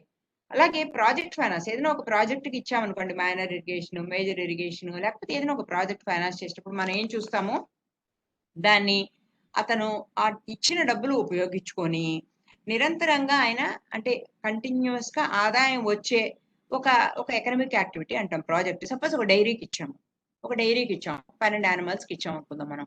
మన ఉద్దేశం ఏమిటి, ఆయన ఒక షెడ్ వేసుకుని మనం మామూలుగా ఫీల్డ్ ఇన్స్పెక్షన్ లో చూస్తాం కదా, షెడ్ ఉందా లేదా, వాటర్ అవైలబిలిటీ ఉందా లేదా, లేకపోతే ఆయనకి అక్కడ ఫాడర్ ఉందా లేదా, పచ్చిగడ్డి కానీ లేకపోతే పశువులకు అవసరమైన మేత అది దొరుకుతుందా లేదా, ఆ తర్వాత వెటర్నరీ డాక్టర్ ఎవరైనా దగ్గరలో వెటర్నరీ డాక్టర్ ఉన్నారా లేదా, వాటికి సంబంధించిన మందులు ఆ ఏరియాలో దొరుకుతాయా లేదా, తర్వాత ఈ పాలు అతను అమ్మటానికి, మార్కెటింగ్ అంటాం కదా, అది చాలా ఇంపార్టెంట్, ఈ పాలు అమ్మటానికి అతనికి సౌకర్యం ఉందా లేదా, లేకపోతే ఏదైనా కోల్డ్ స్టోరేజ్ ఫెసిలిటీ ఉందా, అతను పాలు దాచి తర్వాత అమ్మగలుగుతాడా, లేకపోతే ప్రాసెసింగ్ యూనిట్ ఏదైనా ఉందా, ఇవన్నీ చూసుకుంటాం కదా. మన ఉద్దేశం ఏంటంటే ఆయన మన ఈ లోన్ కట్టేశాక కూడా అతనికి నిరంతరంగా ఒక ఆదాయం వస్తుంది అనేది, నిరంతరంగా ఆయనకి ఒక ఆదాయం వస్తుంది అనేది మనం చూస్తాం అనమాట. అతనికి కంటిన్యూస్ గా ఇన్కమ్ వచ్చేలాగా ఉంటుంది. ఎల్టీ లోన్లో అదే ముఖ్యం అండి.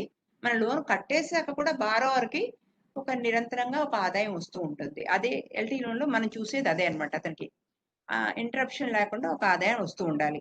కాబట్టి ఏంటంటే ఈ ఒక ప్రాజెక్ట్ పెట్టినప్పుడు ఏంటంటే దాన్ని ఒక బలానా ప్రాజెక్ట్ నేను పెడతాను అని ఖచ్చితంగా అతనికి ముందరే తెలుసు. దేనికో దానికి అప్పు తీసుకోడు. నేను ఈ బలానా ప్రాజెక్ట్ కోసమే అప్పు తీసుకుంటాము అని తెలియచ్చు. సో ప్రాజెక్ట్ లో మనం ఏం చూస్తాము, అతనికి ఈ ప్రాజెక్ట్ లో ఆదాయం ఎంత వస్తుంది, ఖర్చు ఎంత అవుతుంది. సో ఇప్పుడు మనం ఇందాక డైరీ అనుకున్నాం. డైరీ అనుకోండి, సపోజ్ ఇనిషియల్ ఇయర్స్ లో ఏముంటుంది, అతనికి ఖర్చు ఉంటుంది. షెడ్ వేసుకోవాలి, ఆ తర్వాత వాటర్ ఫెసిలిటీస్ చూసుకోవాలి, అతనికి పెట్టుబడి ఎంతో కొంత పెట్టాల్సి వస్తుంది. ఫస్ట్ ఆ గేదెలు లేకపోతే ఆవులు అవి కొనుక్కోవాలి, పర్చేస్ చేయాలి, అతనికి ఇన్వెస్ట్మెంట్ చాలా అవసరం ఉంటుంది. కాబట్టి ఏంటంటే ఆయనకి బ్రేక్ ఈవెన్ అంటాం కదా, ఆయనకి ఖర్చు ఆదాయము వచ్చే పీరియడ్ కి ఎంతో కొంతకాలం కావచ్చు, 3 ఏళ్ళు 4 ఏళ్ళు ఎంతో టైం పట్టచ్చు. ఆ బ్రేక్ ఈవెన్ పీరియడ్ అతను ఏం చేస్తాడంటే ఆ ప్రాజెక్ట్ రిపోర్ట్ లో మనకి చెప్పడం జరుగుతుంది. నాకు ఇంత ఈ సంవత్సరం ఫస్ట్ ఇయర్ ఇంత వస్తుంది ఆదాయము, ఫస్ట్ ఇయర్ ఇంత ఖర్చు వస్తుంది, సెకండ్ ఇయర్ నాకు ఇంత ఆదాయం వస్తుంది, ఇంత ఖర్చు అవుతుంది, థర్డ్ ఇయర్ ఇంత ఆదాయం వస్తుంది, ఇంత ఖర్చు అవుతుంది. అతను మనకు ఒక ప్రాజెక్ట్ రిపోర్ట్ ఇస్తాడు. దాన్ని బట్టి అతను ఎంత ఆదాయం వస్తుంది, ఏ సంవత్సరం నుంచి అతనికి బ్రేక్ ఈవెన్ అనేది వస్తుంది అని కూడా మనం అంచనా వేసుకోవచ్చు. కాబట్టి ఏంటంటే దీన్ని ఒక నిరంతరంగా సాగుతూ ఉంటుంది. ప్రాజెక్ట్ అనేది ఎప్పుడు కూడా ఏమిటంటే ఒక సైకిల్, అది ప్రాజెక్ట్ సైకిల్ కంటిన్యూస్ గా జరుగుతూ ఉంటుంది. కానీ అగ్రికల్చరల్ ప్రాజెక్ట్స్ కి ఒక ప్రత్యేక లక్షణాలు కొన్ని ఉంటాయండి. అగ్రికల్చరల్ ప్రాజెక్ట్స్ లో మనం ఏం చూస్తామంటే, నార్మల్గా వ్యవసాయ ప్రాజెక్టులలో ఏం చూస్తామంటే మనం భూమి ఉంటుంది. ఫస్ట్ ఏం ఉండాలి, ఎవరికైనా సరే అగ్రికల్చర్ ప్రాజెక్ట్ లో అప్పు తీసుకునే వాళ్ళకి భూమి ఉండాలి. మిగతా వాటికి సంగతి ఎలా ఉన్నా అగ్రికల్చర్ లో అయితే భూమి అనేది ఒకటి ఖచ్చితంగా ఉండాలి. కొన్ని ప్రాజెక్టులలో ఏమవుతుందంటే ఇది అతని మార్జిన్ కి భూమి కలిగి ఉండడం ఒకటి భాగంగా మనం తీసుకుంటాము. కాబట్టి ఏంటంటే పెట్టుబడులు, అతని కార్యక్రమాలు, ఉత్పత్తులు ఇవన్నీ కూడా ఏంటంటే సీజనల్. భూమికి సంబంధించిన యాక్టివిటీస్ అన్ని సీజనల్. ఎందుకంటే ఖరీఫ్ కానివ్వండి, రబీ కానివ్వండి సీజనల్ గా ఉంటాయి. కాబట్టి పర్యావరణం అనేది, ఎన్విరాన్మెంట్ ఎఫెక్ట్ అనేది బాగా ఉంటుంది. రెయిన్ ఫాల్, ఎన్విరాన్మెంట్ ఎఫెక్ట్ అనేది బాగా ఉంటుంది. కాబట్టి వ్యవసాయం మీద వచ్చేది ఏంటంటే మనం అడిషనల్ ఇన్కమ్ అంటాం. అడిషనల్ ఇన్కమ్ అంటే ఏంటంటే ఇతని అభివృద్ధికి ముందర ఎంత ఆదాయం వచ్చింది, అభివృద్ధి తర్వాత ఎంత ఆదాయం వచ్చింది, ఈ రెండింటికి గ్యాప్ ఎంత. డెవలప్ చేయకముందు అతనికి ఆదాయం ఎంత ఉంది, డెవలప్ చేశాక అతనికి ఆదాయం ఎంత ఎక్కువ అయింది, ఈ గ్యాప్ ఎంత, డెవలప్ చేసినందువల్ల అతనికి వచ్చిన ఆదాయం ఎంత అనేది మనం అగ్రికల్చర్ ప్రాజెక్ట్స్ లో చూడొచ్చు. ముఖ్యంగా ఏం చేస్తాం, ప్రాజెక్ట్ ఎంత, అతనికి ఎంత ఆదాయం అవుతుంది, ఎంత ఖర్చు అవుతుంది అనే దాని మీద ప్రాజెక్ట్ ఎవాల్యుయేషన్ అనేది మనకి స్టార్ట్ అవుతుంది. పెట్టుబడి అంటే నార్మల్ గా ఏం చూస్తాం మనం ప్రాజెక్ట్ లో, ఫిక్స్డ్ కాస్ట్, వేరియబుల్ కాస్ట్ చూస్తాం. ఫిక్స్డ్ కాస్ట్ అంటే ఒక్కసారే పెడతాం. సపోజ్ ఒక బిల్డింగ్ కట్టడానికి మనకి ఖర్చు అనుకోండి, ఈ బిల్డింగ్ కట్టడానికి నేను లోన్ తీసుకున్నాను, ఫిక్స్డ్ కాస్ట్. ఒకసారి బిల్డింగ్ కట్టేస్తే ఆ తర్వాత మెయింటెనెన్స్ తప్పిస్తే పెద్ద ఈ బిల్డింగ్ కి నేను చేసేది ఏమీ ఉండదు, అది ఫిక్స్డ్ కాస్ట్. వేరియబుల్ కాస్ట్ ఉంటుంది. వేరియబుల్ కాస్ట్ రోజు మారుతూ ఉంటుంది. కరెంటు బిల్లు, నీటి బిల్లులు, తర్వాత బిల్డింగ్ మెయింటెనెన్స్, సున్నం కొట్టించడము, ఇవన్నీ కూడా వేరియబుల్ కాస్ట్. ఇవన్నీ మారుతూ ఉంటాయి, రోజు దాన్ని రకరకాలుగా మారుతూ ఉంటుంది వేరియబుల్ కాస్ట్. మనం కరెంట్ ఎక్కువ కాల్స్తే ఎక్కువ బిల్లు వస్తుంది, కరెంట్ తక్కువ వాడితే తక్కువ బిల్లు వస్తుంది, వేరియబుల్ కాస్ట్. ఫిక్స్డ్ కాస్ట్ మాత్రం ఒకటే. ఫిక్స్డ్ కాస్ట్ ఒకసారి పెట్టేస్తే అది అలాగే ఆ ఆస్తి అలాగే ఉంటుంది. కాబట్టి వేరియబుల్ కాస్ట్ అంటే మనం వాడిన దాన్ని బట్టి ఉంటుంది. కరెంట్ ఇప్పుడు మనం ఎక్కువ వాడితే ఎక్కువ బిల్ వస్తుంది, వాటర్ ఎక్కువ వాడితే వాటర్ బిల్ ఎక్కువ వస్తుంది కదా. కాబట్టి వేరియబుల్ కాస్ట్ మనం మంచి కలర్ పెయింటింగ్ వేసుకుందాం అంటే ఎక్కువ కలర్ వస్తుంది, బేసిక్ గా ఒక సున్నా కొట్టుకుంటే చాలు అంటే తక్కువ ఖర్చు అవుతుంది. కాబట్టి ఈ మొత్తం టోటల్ గా ప్రాజెక్ట్ కాస్ట్ ఏం తీసుకుంటాం అంటే మనం మూలధనం ఎంత అవసరం ఉందో అంత, అలాగే ఫిక్స్డ్ కాస్ట్, అలాగే వేరియబుల్ కాస్ట్, ఇవన్నీ తీసుకుంటాము. తర్వాత మార్జిన్ ఎప్పుడు కూడా బారోవర్ పెట్టుకోవాల్సిన మనీని మనం మార్జిన్ అంటాం. మార్జిన్ మనీ మొత్తం లోన్ లో అతను ఎంతో కొంత తన సొంత డబ్బులు కూడా పెట్టుబడి పెట్టాలి, లేకపోతే యాక్చువల్గా అతనికి ఇంట్రెస్ట్ ఉండదు. మనం పర్సనల్ గా మనం చూసినా కూడా మనం ఏం లోన్ తీసుకున్నా మీరు ఇంత మార్జిన్ మనీ మీరు కట్టండి అని అంటారు, అంటే దాంట్లో మంది కూడా ఉంది అంటే మనకి కొంచెం శ్రద్ధ ఉంటుంది అనమాట. తర్వాత ప్రాజెక్ట్ ఖర్చు ఏదైతే ఉంటుందో మైనస్ మార్జిన్ ఎంత ఉంటుందో దాన్ని మనం బ్యాంక్ రుణంగా ఇస్తాం. మన రుణం ఇచ్చాక అతను యాక్టివిటీ స్టార్ట్ అవుతుంది కదా, కాబట్టి మనం ఇచ్చే రుణం కూడా అంత రుణం ఇస్తాం. సో టోటల్ గా ప్రాజెక్ట్ ఖర్చు ఎంత ఉంటుందో దాంట్లో అతని మార్జిన్ ఎంత ఉంటుందో అది తీసేసి, సపోజ్ 100 రూపాయల ప్రాజెక్ట్ అనుకోండి, ఖర్చు అనుకోండి, రూ. 25 25% మార్జిన్ అనుకోండి. రూ. 75 మనం రుణంగా ఇవ్వటం జరుగుతుంది. సో టోటల్ ప్రాజెక్ట్ కాస్ట్ లో అతను బారోవర్ పెట్టుకోవాల్సిన మార్జిన్ ఎంత ఉంటుందో దాన్ని తీసేసి మిగతా డబ్బుల్ని మనము అప్పుగా ఇవ్వడం జరుగుతుంది. సో ప్రాజెక్ట్ లో అప్రైజల్ లో మనం ఏం చూస్తామంటే, మనం మొట్టమొదటి ఏం చూస్తాము, దాని విషయాల్ని మనం క్షుణ్ణంగా చూసుకోవాలి. ఏం చూస్తాము, టెక్నికల్ వైబిలిటీ అంటాం. టెక్నికల్ వైబిలిటీ అంటే సాంకేతికంగా టెక్నికల్ గా ఈ ప్రాజెక్ట్ అసలు వైబులా కాదా, అంటే ఇది సరిగ్గా ఇతను ప్రాజెక్ట్ టెక్నికల్ గా వైబుల్ అవుతుందా లేదా, అంటే అతను ప్రాజెక్ట్ కంప్లీట్ చేసి ఆదాయం సంపాదించి మనకు లోన్ కడతాడా లేదా, మన డబ్బులు ఇస్తున్నాం కదా దానికి. సో టెక్నికల్ గా దీనికి సాంకేతికంగా వైబిలిటీ ఉందా లేదా ఒకటి చూస్తాము. నెక్స్ట్ ఏంటి, అతనికి వ్యాపార పరంగా వైబిలిటీ ఉందా లేదా, వ్యాపార పరంగా ఈ వ్యాపారం చేస్తే అతనికి ఆదాయం వస్తుందా లేదా. ఇందాక మనం డైరీ గురించి అనుకున్నాం. సపోజ్ డైరీ అతను ఒక 10 12 ఎన్నో గేదెలు కొన్నాడు, దానికి ఒక షెడ్ వేసాడు, భూమి లేకపోతే సొంతమో లేకపోతే లీజ్ కి తీసుకున్నాడు, ఒక వెటర్నరీ డాక్టర్ కి నెలకింత అని ఖర్చు పెట్టి ఆయన తీసుకుంటున్నాడు, ఒకళ్ళనో ఇద్దరినో పని వాళ్ళని పెట్టుకున్నాడు, ఆయన పాలు అమ్మాలి, అల్టిమేట్ గా ఆయనకి ఎక్కడి నుంచి రావాలి, పాలు అమ్మి దాంట్లో అతనికి ఆదాయం రావాలి. సో ఆ వచ్చే ఆదాయము ఆయన ఖర్చులకి పోను, మనం లోన్ కట్టడానికి సరిపోతుందా లేదా, ఫైనాన్షియల్ వైబిలిటీ అంటాం. ఫైనాన్షియల్ వైబిలిటీ అంటే ఏంటంటే ఆర్థికంగా ఈ యొక్క ప్రాజెక్ట్ వైబుల్ అవునా కాదా, ఆయన మనకి ఒక కార్యక్రమాన్ని చేపట్టి మన డబ్బులు మనకి సరిగ్గా కట్టడా మనం చూసుకోవాలి. ఆ తర్వాత ఆర్థికంగా అతను ఇంప్రూవ్ అవుతాడా, అభివృద్ధి చెందుతాడా లేడా, అది కూడా మనం చూసుకుంటాం దాంట్లో.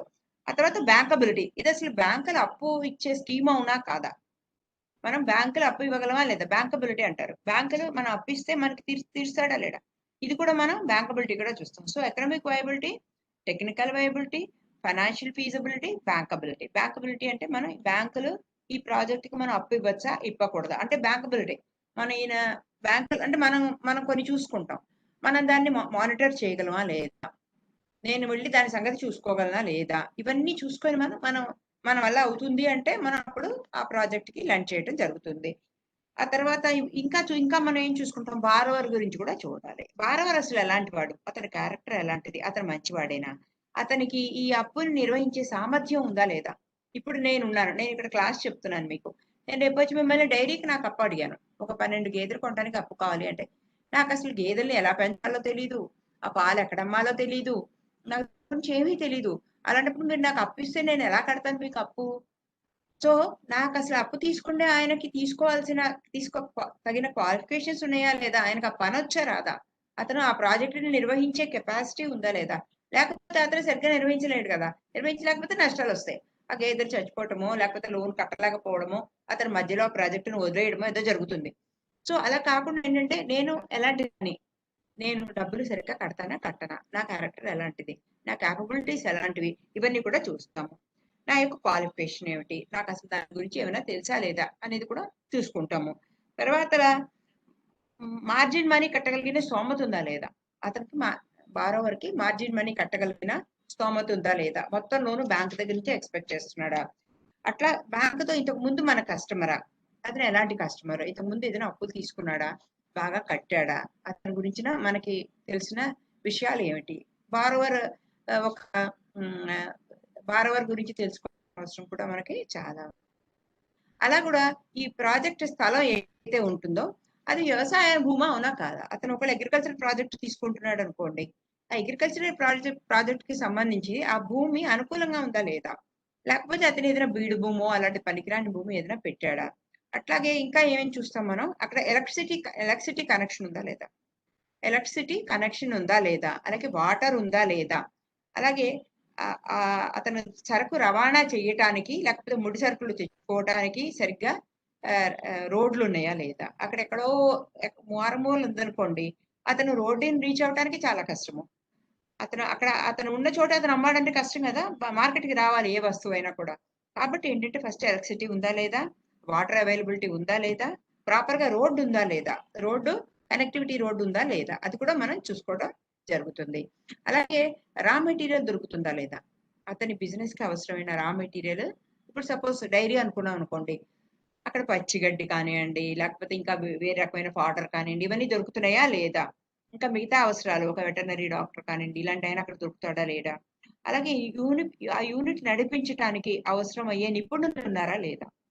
మనం ఇప్పుడు చూస్తూ ఉంటాం. ఏదైనా కెమికల్ ప్రాజెక్ట్స్ అవి ఉంటే, అది చదివిన వాళ్ళు, ఆ క్వాలిఫికేషన్స్ ఉన్న వాళ్ళే కెమికల్ ఇంజినీర్స్ అట్లాంటి వాళ్ళు ఉంటారు. కాబట్టి ఏంటంటే దాన్ని అన్ని ప్రాజెక్టులు అందరూ నడిపించలేము. దానికి అవసరం అయ్యే ఆ వ్యక్తుల యొక్క సామర్థ్యత కూడా, నిర్వహించే వ్యక్తుల యొక్క సామర్థ్యత కూడా అవసరం. కాబట్టి ఏంటంటే మన దగ్గరికి ఎవరైతే అప్పుకొచ్చారో, ప్రాజెక్ట్ లోన్కి వచ్చారో, వాళ్ళకి ఆ ప్రాజెక్ట్ నిర్వహించే సామర్థ్యం ఉందా లేదా, అతనికి ఆ కెపాసిటీ ఉందా లేదా అనేది కూడా మనం చూసుకోవాలి. కాబట్టి ఏంటంటే మిగతాది ఏంటంటే ఇవి ఫార్వర్డ్ లింకేజెస్ అంటాం కదా, బ్యాక్వర్డ్ లింకేజెస్ అంటాము. ఫార్వర్డ్ లింకేజెస్, బ్యాక్వర్డ్ లింకేజెస్ అంటే ఏంటంటే మనకి దాన్ని మనం మార్కెట్ చేసుకోగలమా లేదా. ఫార్వర్డ్ లింకేజెస్ ఏమిటి, మనము పవర్ ఉందా లేదా, వాటర్ ఉందా లేదా, లేకపోతే ఉన్నాయా లేదా, లేకపోతే రా మెటీరియల్స్ దొరుకుతుందా లేదా, మిగతావి అతనికి కెపాసిటీ ఉందా లేదా, లేకపోతే అవసరమయ్యే క్వాలిఫికేషన్స్ కానివ్వండి, అతనికి అవసరమయ్యే నైపుణ్యత కానివ్వండి ఉందా లేదా. ఇవి ఫార్వర్డ్ లింకేజెస్. బ్యాక్వర్డ్ లింకేజెస్ అంటే ఏంటంటే మనం మళ్ళీ దానికి అవసరమయ్యే వెనకాల మనం అసలు ఇది టెక్నికల్ వైబిలిటీ, ఫైనాన్షియల్ వైబిలిటీ, ఆ తర్వాత బ్యాంకబిలిటీ ఇవన్నీ చూసుకుంటాము. తర్వాత అల్టిమేట్ గా అతను ఏం తయారు చేసినా సరే మార్కెట్ కి రీచ్ అవ్వాలి, దానికి మార్కెట్ ఉండాలి. సపోజ్ నాకు ఒక 50 ఎకరాల మామిడి తోట ఉంది, మామిడి పళ్ళు బాగా వచ్చినాయి, కానీ నేను అవి మార్కెట్ కి తీసుకువెళ్ళి అమ్మాలి. వాడిని నాకు రవాణాకి సౌకర్యాలు ఉండాలి, రోడ్డు ఉండాలి, ట్రక్కులు దొరకాలి, నేను మార్కెట్ కి తీసుకెళ్ళాలి, ప్లస్ నాకు రైపనింగ్ సెంటర్ ఉండాలి, దాన్ని నేను పంట పెట్టడానికి వీలు ఉండాలి. సో ఇవన్నీ కూడా మనం చూసుకోవాలి. మార్కెట్ కి రీచ్ అవ్వాలి, అమ్మాలి, ఆ వచ్చిన లాభం నుంచి మనకి కట్టాలి. కాబట్టి ఏంటంటే మనకి ఈ బ్యాక్వర్డ్ ఫార్వర్డ్ లింకేజెస్ ఇవన్నీ చూసుకుంటే ప్రాజెక్ట్ మనం అది ఒక మంచి ప్రాజెక్ట్ గా తీసుకోవచ్చు. తర్వాత వ్యాపార పరంగా చూసుకుంటే, అంటే బిజినెస్ పరంగా చూసుకుంటే సమర్థత ఉందా లేదా, అది కూడా మనం చూసుకోవాలి. ఉత్పత్తికి మార్కెట్ లో రెగ్యులర్ డిమాండ్ ఉందా లేదా. ఇప్పుడు నేను ఒకటి తయారు చేశాను, ఇప్పుడు మన డ్వాక్రా వాళ్ళ ప్రాబ్లం అదే, చాలా తయారు చేస్తున్నారు పాపం ఎస్ఎస్జి వాళ్ళును, కానీ ఏంటంటే మార్కెట్ లో తీసుకొచ్చి అమ్ముకోలేకపోతున్నారు. సో వాళ్ళకి మార్కెట్ అమ్ముకోవడం అనేది ఒక ఇబ్బందిగా ఉంది, సేల్ అనేది, మార్కెటింగ్ అనేది ఇబ్బంది పడుతున్నారు. నార్మల్ గా ఏంటంటే ప్రాజెక్ట్ ఎప్పుడు కూడా ప్రాజెక్ట్ లో అల్టిమేట్ వాళ్ళకి మిగులు ఉండాలి కదా, సర్ప్లస్ అనేది మిగలాలి, మిగులుతుందా లేదా. అట్లాగే మీ ఉత్పాదకాల ధర అంటే రా మెటీరియల్ కాస్ట్ ఎంత ఉంది. ఒక్కొక్కసారి ఏమవుతుంది, రా మెటీరియల్ మధ్యలో పెరిగిపోతూ ఉంటుంది కదా, ఇప్పుడు ఒకటి స్టాటిక్ గా ఉండదు, ఏ రేటు కూడా మారుతూ ఉంటుంది. అలాగే అవైలబిలిటీ ఒకటి. ఇప్పుడు మనం ఈ కరోనా టైంలో మనం చూస్తున్నాం, ప్రతి వస్తువు కూడా మెడికల్ గా సంబంధించిన ఆక్సిజన్, ఇవాళ నిన్న పేపర్ లో చూసాం మనం, ఆక్సిజన్ సిలిండర్ హాస్పిటల్లో పేషెంట్స్ కి అవసరం కదా, హాస్పిటల్ దానికి డిమాండ్ 4 times పెరిగిందట, ధర 3 రెట్లు పెరిగిందట. అండి, దానికి డిమాండ్ 4 times పెరిగిందట, ధర 3 రెట్లు పెరిగిందట, మామూలుగా ఆక్సిజన్ తీసుకుంటే ఆక్సిజన్. కాబట్టి ఏంటంటే ఏది కూడా వాలటిలిటీ లేకుండా ఉండదు, ఎప్పుడు కూడా రా మెటీరియల్ ఎప్పుడు పర్మనెంట్ గా ఒకే ఖర్చుతో ఉండవు, రా మెటీరియల్ పెరుగుతూ ఉంటుంది, తగ్గుతూ ఉంటుంది. అట్లాగే వాటి ధర, మార్కెట్ లో అవైలబిలిటీ, మార్కెట్ లో అవైలబుల్ గా ఉంటే కనుక కొనుక్కుంటాము, లభ్యత ఒకటి, ఆ తర్వాత ధర ఒకటి మనకు అందుబాటులో ఉండాలి. తర్వాత ఆయనకి ఈ వ్యాపారం చేస్తున్నప్పుడు ఆయనకు వచ్చే ఆదాయం ఎంత, ఆదాయంలోనే ఆయన మనకు ఆదాయం ఉంటేనే కడతాడు, లేకపోతే కట్టలేడు. సో బ్యాంకబిలిటీ అంటే ఏంటంటే మనం ఆ ప్రాజెక్ట్ కి మనం అప్పులు ఇవ్వగలమా, అంటే మనం మానిటర్ చేసి దాన్ని అప్పులు ఇవ్వగలమా.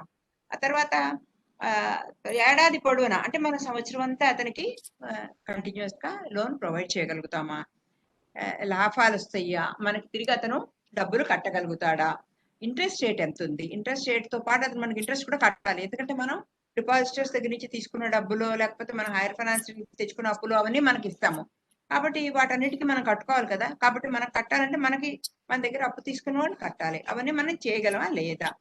అలాగే నిర్వహణ మూలధనం, అతనికి వర్కింగ్ క్యాపిటల్ ఉందా లేదా.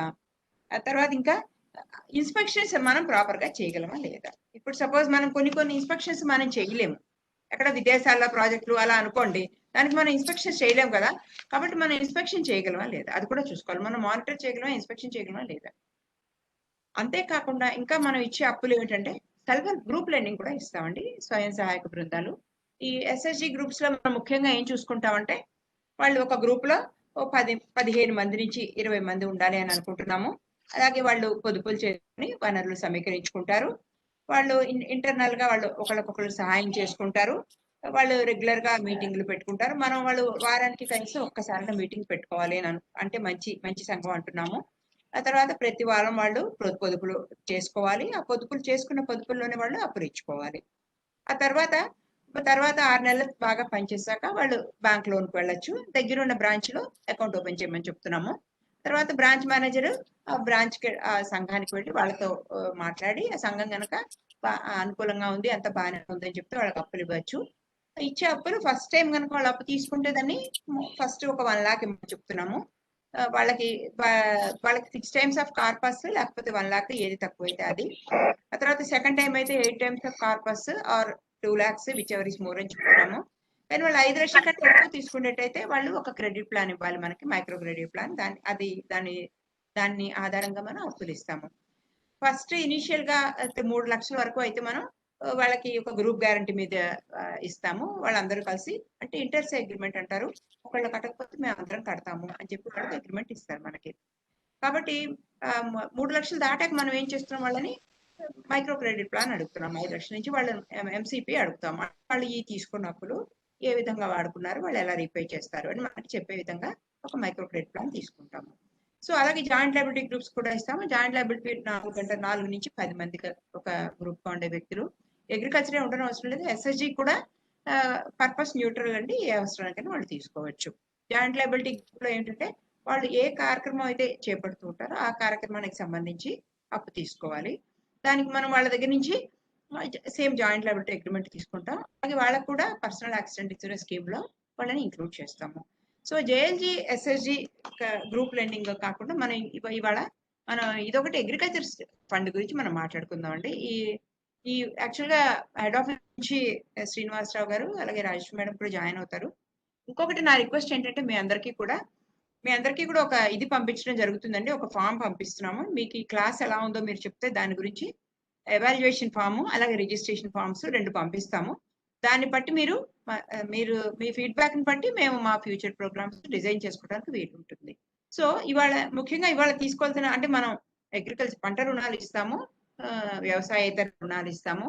అలాగే మనం అన్నిటికీ అంటే ఒక సంఘం దేనికి అప్పు ఇవ్వచ్చు అంటే దేనికైనా ఇవ్వచ్చండి. ఎనీథింగ్ లీగల్, న్యాయపరంగా ఇవ్వవలసినవన్నీ కూడా ఒక సంఘం అప్పు ఇవ్వచ్చు. దానికి ఏమీ అభ్యంతరాలు ఏమీ లేవు.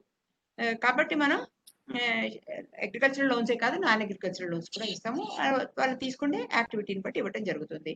ఇవాళ ముఖ్యంగా మనం చెప్పుకునే క్లాస్ ఏంటంటే ఈ అగ్రికల్చర్ ఇన్ఫ్రాస్ట్రక్చర్ ఫండ్.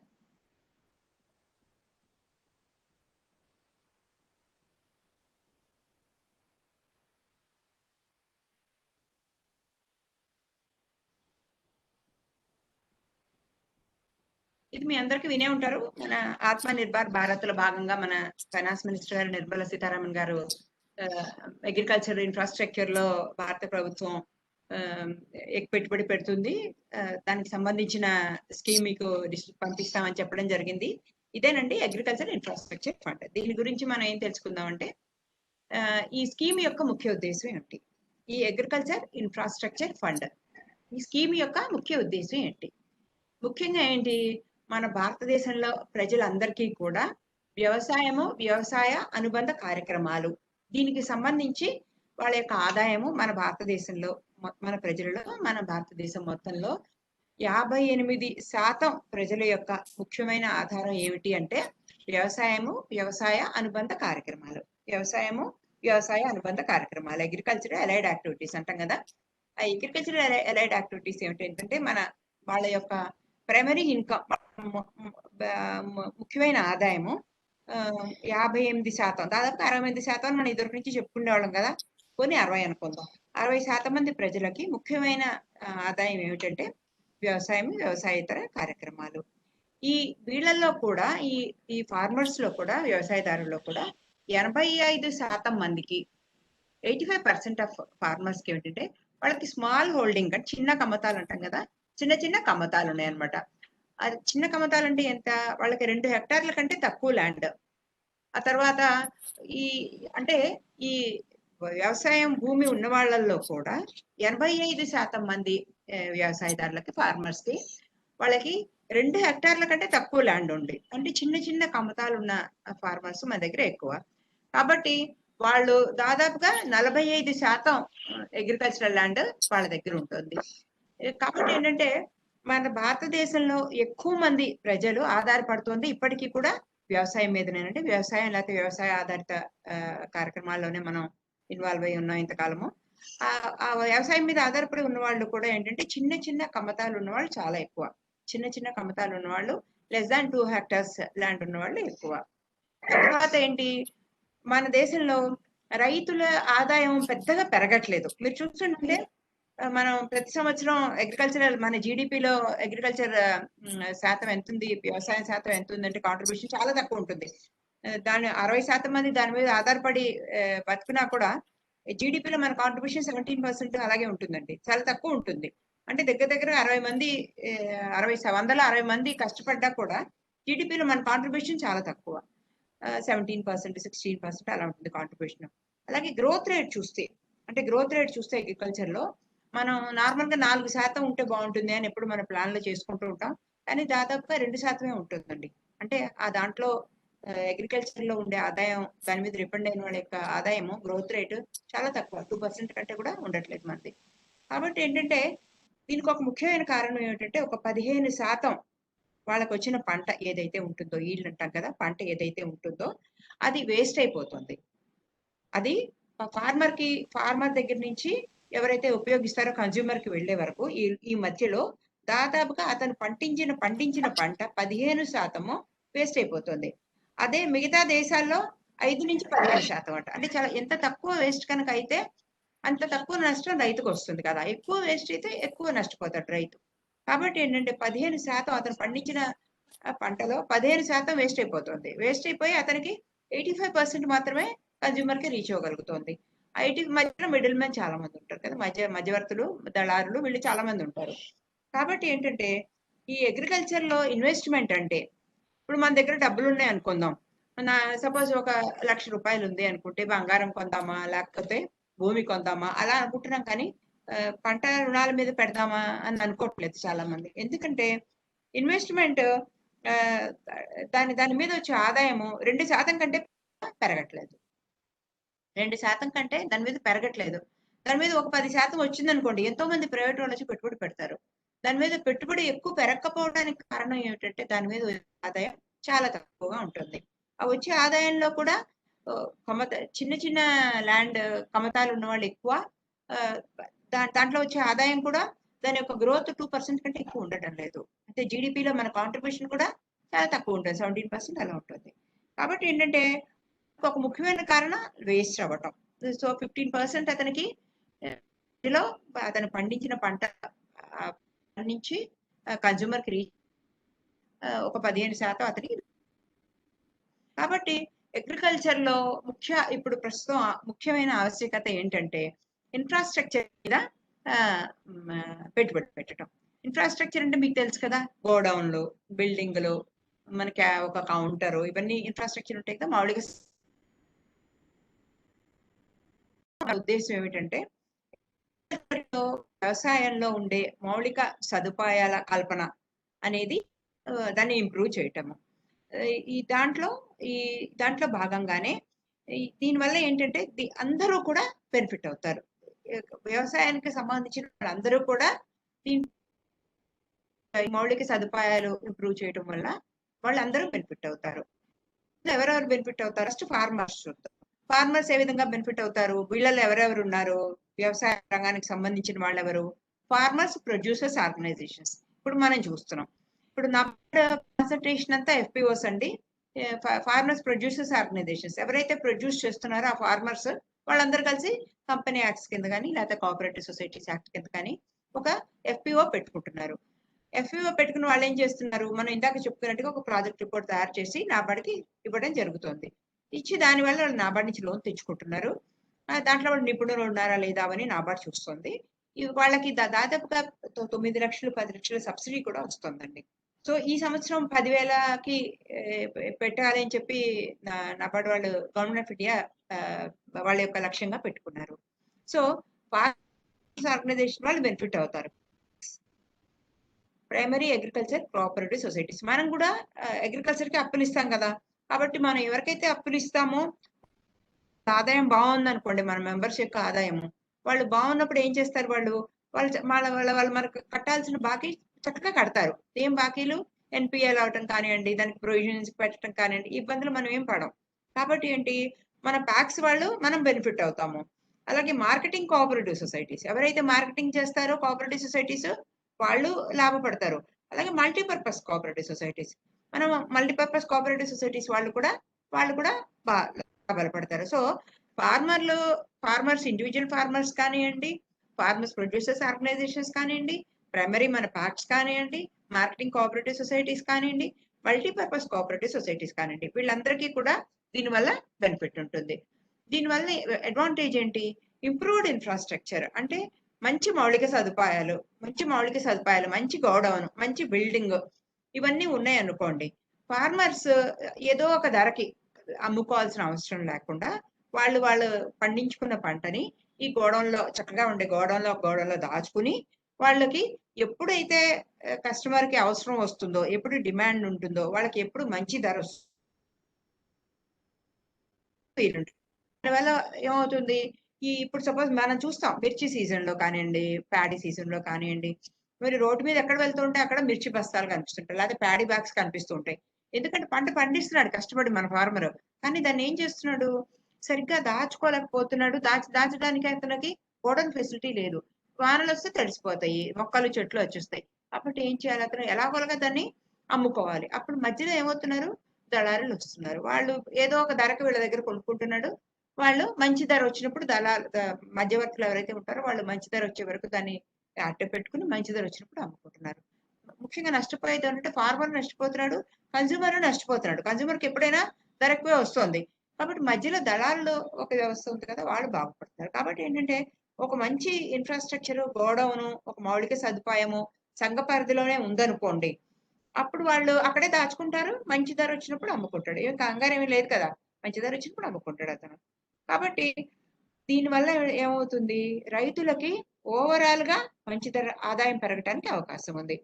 సో దీనివల్ల ఎవరెవరు లాభపడతారంటే, మొట్టమొదటిగా ఈ స్కీమ్ యొక్క ఆబ్జెక్టివ్ ఏమిటి, దీనివల్ల అందరూ బాగుపడాలి అనేది. ఫైనాన్షియల్ ఈ ఫెసిలిటీ ఏదైతే అవుతుందంటో, అగ్రికల్చర్ ఎకో సిస్టమ్ ఏదైతే ఉందో, వ్యవసాయంలో ఉండే వాళ్ళ అందరూ కూడా బాగుపడాలి అనేది ఈ స్కీమ్ యొక్క ముఖ్య ఉద్దేశం.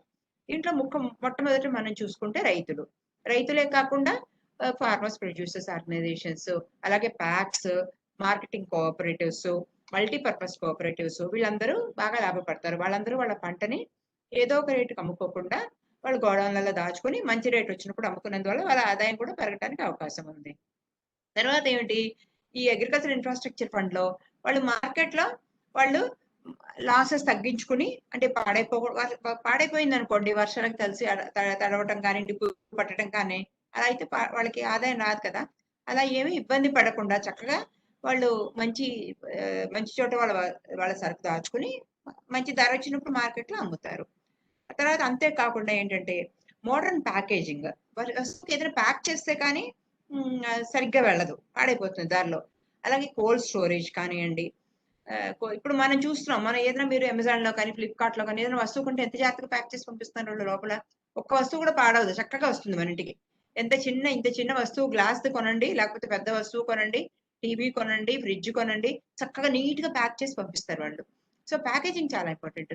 సో మన గోడౌన్ లో ఏమేమి ఫెసిలిటీలు ఉండాలి, మౌలిక సదుపాయాలు అంటే ఏమేమి సదుపాయాలు ఉండాలి, మోడర్న్ ప్యాకేజింగ్ ఉండాలి, ఆ తర్వాత కోల్డ్ స్టోరేజ్ సిస్టమ్ ఉండాలి. కోల్డ్ స్టోరేజ్ లేకపోతే పళ్ళు, కూరగాయలు, పాలు ఇవన్నీ పడిపోతాయండి. ఇవన్నీ పళ్ళు కానివ్వండి, ఎందుకంటే అవన్నీ వాటికి లైఫ్ స్పాన్ తక్కువ కదా, ఇవాళ మనం కోసి బయట పెట్టేస్తే రేపటికి వాడిపోతాయి. కాబట్టి వాళ్ళు అవి దాచగలగాలి. కోల్డ్ స్టోరేజ్ సిస్టమ్ వల్ల ఏమవుతున్నాయి, ఇప్పుడు మనం కొత్తగా చూస్తుంటే బిగ్ బాస్కెట్ వాళ్ళందరూ ఏం చేస్తారంటే కోల్డ్ స్టోరేజ్ ఫెసిలిటీ ఉన్న వ్యాన్లని డైరెక్ట్ గా పొలం దగ్గరికి తీసుకెళ్ళి ఆ కూరగాయలు కోసి ఆ వ్యాన్లని ఎక్కించుకుని తీసుకెళ్లిపోతున్నారు.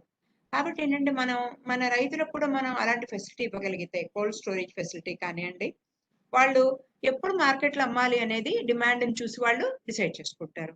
అట్లాగే ఒక గోడౌన్ అనేది కనుక మన సంఘంలో ఉంటే అది ఒక కమ్యూనిటీ అసెట్ అండి. అక్కడ ఉండే చుట్టుపక్కల ఉండే కుటుంబాలందరికీ, మన మెంబర్లందరికీ కూడా అది మన కమ్యూనిటీ మొత్తానికి కూడా ఒక అసెట్ గా ఉంటుంది. దానివల్ల ఏమిటంటే మనం పండించుకుంది మనం దాచుకోవచ్చు అని అనుకుంటే ప్రొడక్టివిటీ కూడా బాగా పెరుగుతుంది. అలాగే ఫార్మర్స్ కూడా సేవింగ్ వస్తుంది. ఆ అగ్రికల్చర్ లో పెట్టుబడి పెట్టేవాళ్ళు కూడా వస్తారు. అగ్రికల్చర్ లో ఇన్వెస్ట్మెంట్ కనుక లాభదాయకంగా ఉందనుకోండి, దాంట్లో పెట్టుబడి పెట్టేవాళ్ళు కూడా వస్తారు. సో ఇందాక మనం చూసాం ఫార్మర్స్ బెనిఫిట్ అవుతారు.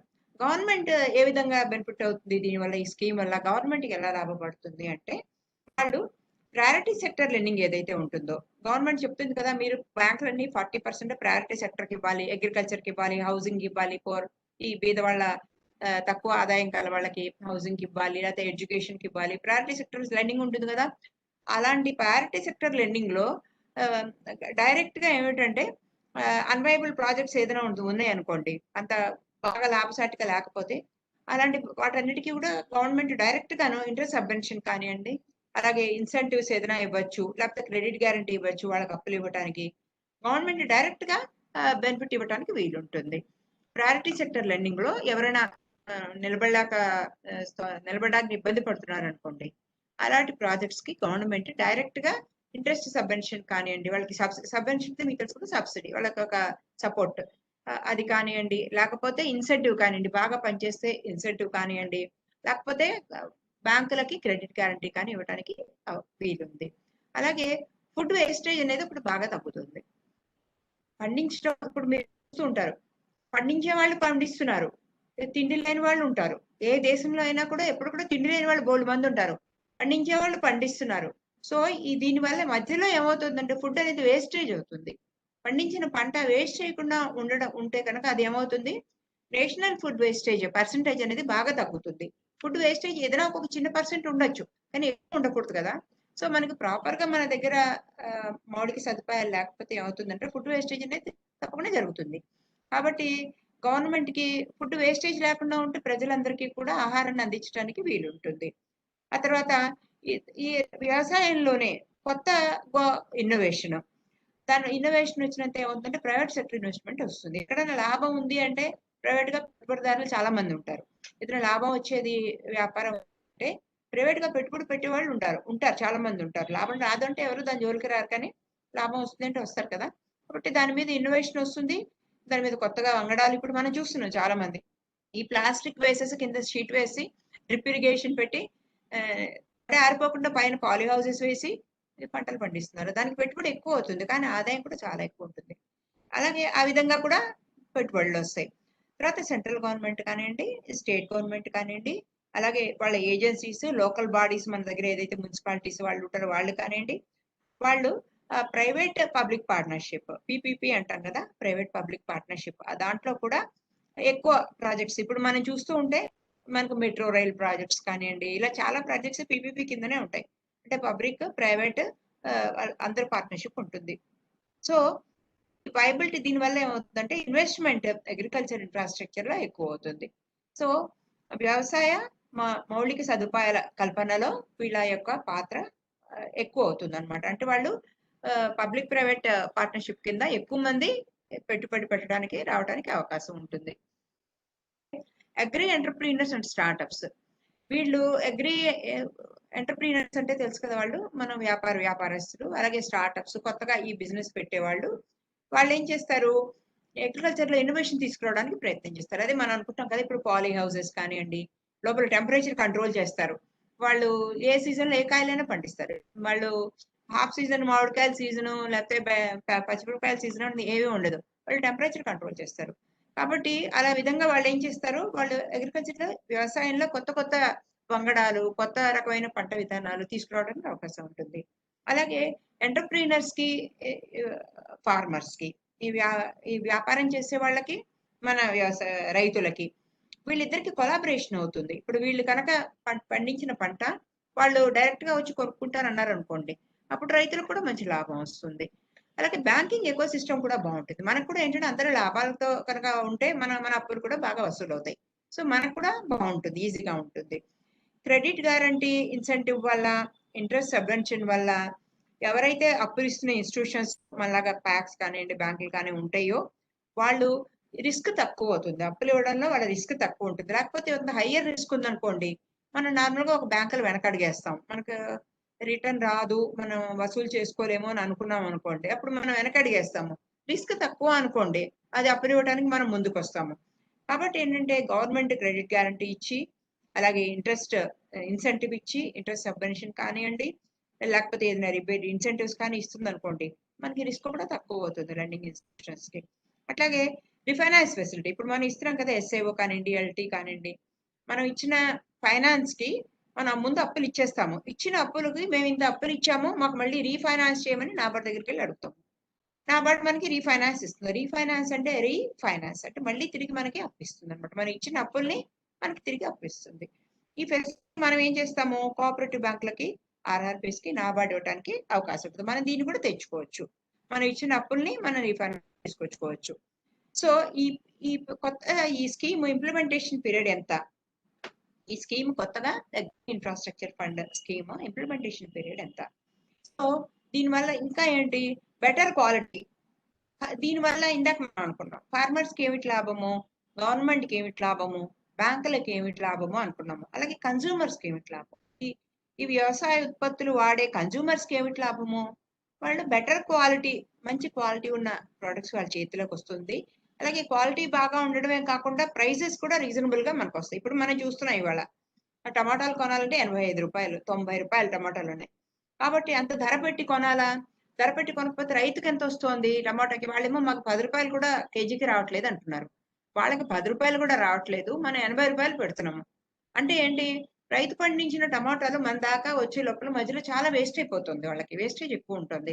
ఆ వేస్టేజ్ వాళ్ళు రికవర్ చేసుకోవడానికి రైతులకి వెసులుబాటు కావట్లేదు కానీ వ్యాపారస్తులు రికవర్ చేసుకుంటున్నారు. మన దగ్గర ఎక్కువ డబ్బులు వసూలు చేసుకున్న వాళ్ళు రికవర్ చేసుకుంటున్నారు. కాబట్టి ఏంటంటే మనకి ప్రాపర్ గా ఇన్ఫ్రాస్ట్రక్చర్ ఉన్నప్పుడు రైతుకి మంచి రేట్ వస్తుంది, మనం కూడా వాడేవాడు కన్జ్యూమర్స్ కూడా బెటర్ రేట్కి మనకు వస్తుంది. ఇప్పుడు 85 రూపాయలు టమాటో అంటే కొనేవాళ్ళు ఎంతమంది కొనగలుగుతారు? ఇంట్లో ఒక 4 పిల్లలు వాళ్ళు ఉన్న వాళ్ళు ఎలా తినగలుగుతారు? ఏం తినలేరు వాళ్ళు. కాబట్టి ఏం చేస్తారు కొనరు, అంతే. కొనకుండా వాళ్ళు ఏదో ఉన్న దాంట్లో తింటారు.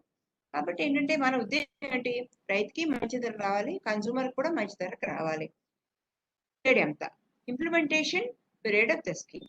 ఈ స్కీమ్ పీరియడ్ ఇంప్లిమెంటేషన్ ఎప్పటి వరకు అంటే 2020-21 అంటే 2020-21 నుంచి 2029-30 అంటే 10 ఏళ్ల కాలం పాటు. 2020-21 నుంచి 2029-30 అంటే ఇది 10 ఇయర్స్ స్కీమ్ అండి. 10 ఏళ్ల పాటు ఈ స్కీమ్ అమల్లో ఉంటుంది. సో ఈ డిస్బర్స్మెంట్ ఏదైతే ఉంటుందో ఈ 4 years disbursement first year sanction 10,000 కోట్లతో మొదలవుతుంది. ఈ స్కీమ్ పీరియడ్ 10 ఏళ్ళు అండి. 2020-21 నుంచి 2029 పీరియడ్ 10 ఇయర్స్ స్కీమ్ అండి. First disbursement first 4 years disbursement first 4 years వాళ్ళు చేసిన డిస్బర్స్మెంట్ లో ఫస్ట్ ఇయర్ 10,000 కోట్ల రూపాయలు డిస్బర్స్ చేయడం జరుగుతుంది. తర్వాత నెక్స్ట్ 3 ఇయర్స్ లో 30,000 కోట్ల రూపాయలు తర్వాత 3 ఏళ్ళు ఇవ్వడం జరుగుతుంది. అంటే మొట్టమొదటి సంవత్సరంలో 10,000 కోట్లు, ఆ తర్వాత రెండో ఏట్లో second year 30,000 crores, third year 30,000 crores, fourth year 30,000 crores ఆర్థిక సంవత్సరాల్లో ఇవ్వడం జరుగుతుంది. ఆర్థిక సంవత్సరం అంటే మీకు తెలుసు కదా, 1 ఏప్రిల్ నుంచి నెక్స్ట్ ఇయర్ 31 మార్చి వరకు ఆర్థిక సంవత్సరం అంటాం మనం. సో ప్రతి ఆర్థిక సంవత్సరంలో మొట్టమొదటి ఆర్థిక సంవత్సరంలో 10,000 కోట్లు, తర్వాత 2, 3, 4 ఆర్థిక సంవత్సరాల్లో ప్రతి సంవత్సరం 30,000 కోట్ల రూపాయలు ఇవ్వడం జరుగుతుంది. ఈ రీపేమెంట్ కి మారటోరియంకి ఏమవుతుందంటే మినిమం 6 మంత్స్ మారటోరియము, ఆ తర్వాత మాక్సిమం 2 ఏళ్ళు. మినిమం మారటోరియం మనకిస్తోంది మినిమం 6 నెలలు, మాక్సిమం 2 ఏళ్ల పాటు మారటోరియం లోన్ మారటోరియం ఇవ్వబడుతుంది. తర్వాత సపోర్ట్ ఏ విధంగా ఇవ్వడం జరుగుతుంది?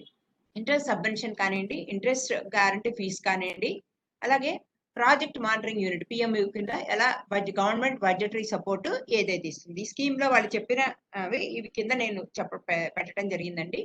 ఒకటి ఏంటంటే ఇంట్రెస్ట్ సబ్వెన్షన్. ఇంట్రెస్ట్ సబ్వెన్షన్ ఎలా ఇస్తారు? ఈ ఫైనాన్సింగ్ ఫెసిలిటీలో ఇంట్రెస్ట్ సబ్వెన్షన్ 2 కోట్ల వరకు అయితే 3%. ఈ అన్ని లోన్స్ కూడా ఈ ఫైనాన్స్ కింద అవైల్ చేసుకునే వాళ్ళు ఎవరైతే ఉంటారో వాళ్ళకి ఇంట్రెస్ట్ సబ్వెన్షన్ 3% సంవత్సరానికి 2 కోట్ల వరకు ఇవ్వడం జరుగుతుంది. అంటే అప్ టు ఏ లిమిట్. మీరు 2 కోట్లు కనుక ఒకవేళ లోన్ తీసుకుంటే ఇంట్రెస్ట్ సబ్వెన్షన్ 3% వరకు ఇవ్వడం జరుగుతుంది. ఈ సబ్వెన్షన్ ఎప్పటి వరకు? 7 ఏళ్ల వరకు ఇవ్వడం జరుగుతుంది. Available for maximum period of 7 years. 2 కోట్లు దాటింది అనుకోండి, ఇంట్రెస్ట్ సబ్వెన్షన్ 2 crores వరకు ఇవ్వడం జరుగుతుంది. అంటే ఇప్పుడు సపోజ్ నేను ఒక 5 కోట్ల రూపాయల లోన్ తీసుకున్నాను అనుకోండి. నాకు తీసుకున్న 2 కోట్ల వరకు ఇంట్రెస్ట్ సబ్వెన్షన్ వస్తుంది. ఈ 3 కోట్లకి రాదు. సో ఇంట్రెస్ట్ సబ్వెన్షన్ నేను 2 కోట్ల వరకు అయితే మనకి ఇంట్రెస్ట్ సబ్వెన్షన్ 3% వస్తుంది. అంతకంటే దాటింది అనుకోండి, దాటితే ఏం చేస్తుందంటే ఇంట్రెస్ట్ సబ్వెన్షన్ 2 కోట్లకి లిమిట్ చేసేస్తున్నారు. 2 కోట్లకి లిమిట్ చేసి ఆ తర్వాత దానికి ఇంట్రెస్ట్ సబ్వెన్షన్ ఉండదు.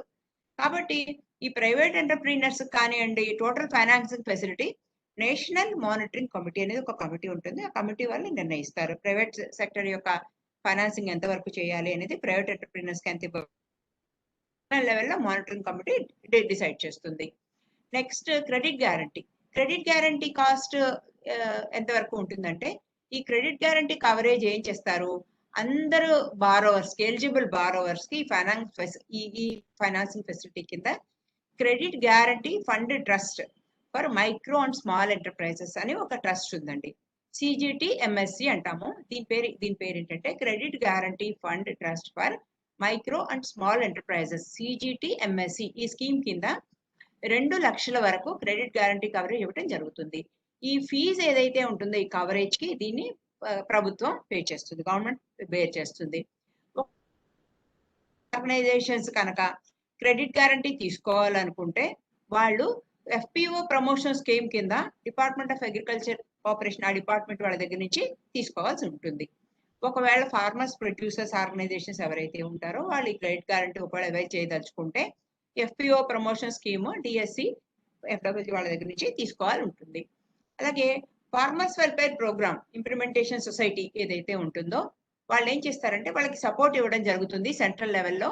అలాగే state PMUs PM Kisan state లెవెల్లో వాళ్ళ ఆ పార్ట్నర్స్ ఎవరైతే ఉంటారో వాళ్ళు క్లస్టర్స్ ఐడెంటిఫై చేసి ఒకవేళ ఎక్స్పోర్ట్ చేయడానికి ఏదైనా అవకాశం ఉందేమో అది కూడా వాళ్ళు ఐడెంటిఫై చేసి ఎక్కడైనా సప్లై చైన్స్ లో గ్యాప్స్ కనుక ఉంటే ఆ ప్రాజెక్ట్స్ అలాగే దాని యొక్క వైబుల్ ప్రాజెక్ట్ యొక్క రిపోర్ట్స్ అవి బెనిఫిషియరీకి తయారు చేసి పెట్టడం సపోర్ట్ చేస్తారు.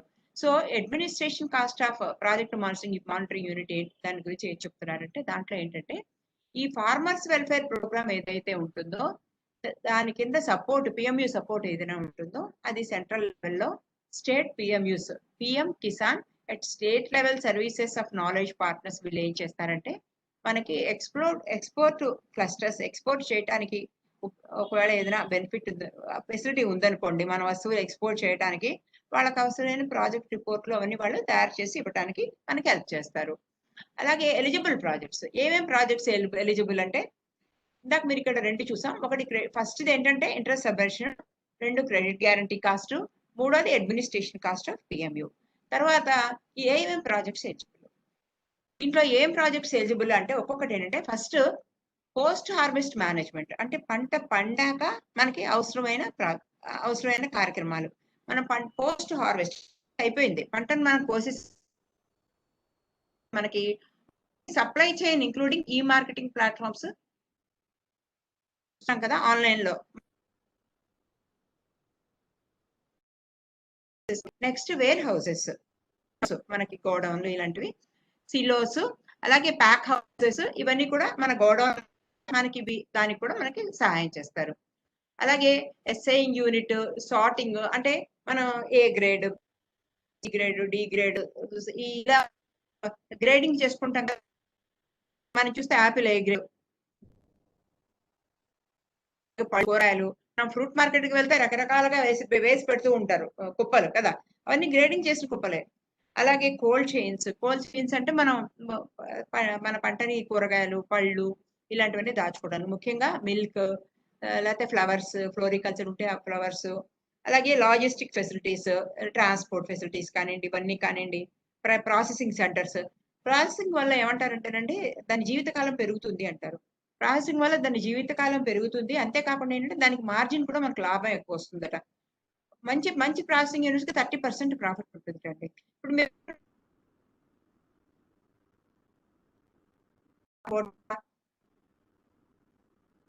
ఇలా పళ్ళు ఉన్నాయి అనుకోండి, అవన్నీ నేను అలాగే స్టాండ్ లో పెడితే ఒక రోజో 2 రోజుల్లో పాడైపోతాయి.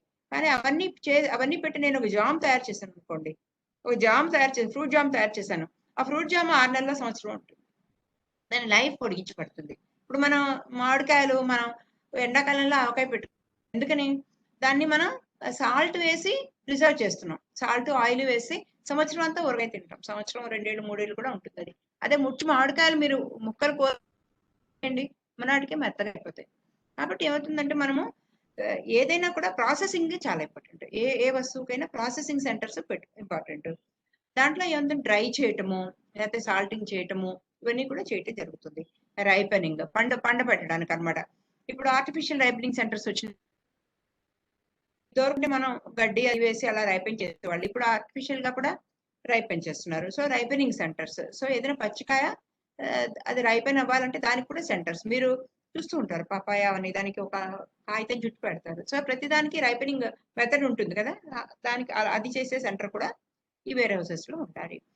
కాబట్టి ఇంకా ఏంటంటే viable projects, community farming assets. Community farming అంటే మనమే కాకుండా మన చుట్టుపక్కల వాళ్ళందరూ దానివల్ల ఉపయోగపడాలి. మన కమ్యూనిటీ, మన మన చుట్టుపక్కల వాళ్ళు, మనం గురించి మన సంఘ పరిధిలో ఉండే వాళ్ళందరం మనం ఉపయోగపడాలి. అలాగే ఆర్గానిక్ ఇన్పుట్స్ కూడా ఇప్పుడు ఎక్కువ బిజినెస్ ఉంది ఆర్గానిక్ అండి. ఆర్గానిక్ కి అవసరమైన ఇన్పుట్స్ ఏదైనా అవసరం అయితే మనకి దాన్ని పండించడానికి అవసరం అయ్యే ప్రొడక్షన్, అలాగే biostimulant production unit, infrastructure, small and precision agriculture ఏదైనా అవసరం ఉంటే దానికి కూడా అవసరమైన ఇన్ఫ్రాస్ట్రక్చర్. ఆ తర్వాత సప్లై చైన్ ఇన్ఫ్రాస్ట్రక్చర్, లేదా ఎక్కడైనా క్లస్టర్స్ ఆ సముదాయంలో అక్కడ ఎక్స్పోర్ట్ అవ్వడానికి అవకాశం ఉంది. ఇప్పుడు మీరు చూస్తూ ఉంటారు పూనాలో. పూనా నుంచి చాలా వరకు ఫ్లోరికల్చర్ ప్రాజెక్ట్స్ అన్ని కూడా మొత్తం ఫ్లవర్స్ అన్ని ఎక్స్పోర్ట్ చేస్తారు వాళ్ళు. మొత్తం ఫ్లవర్స్ అన్ని కూడా ఎక్స్పోర్ట్. వాళ్ళకి లోకల్ గా డిమాండ్ బయటకు పూలు ఏదైనా అమ్మేస్తారు, కానీ ఎక్కువ మొత్తం కూడా ఎక్స్పోర్ట్ చేస్తారు.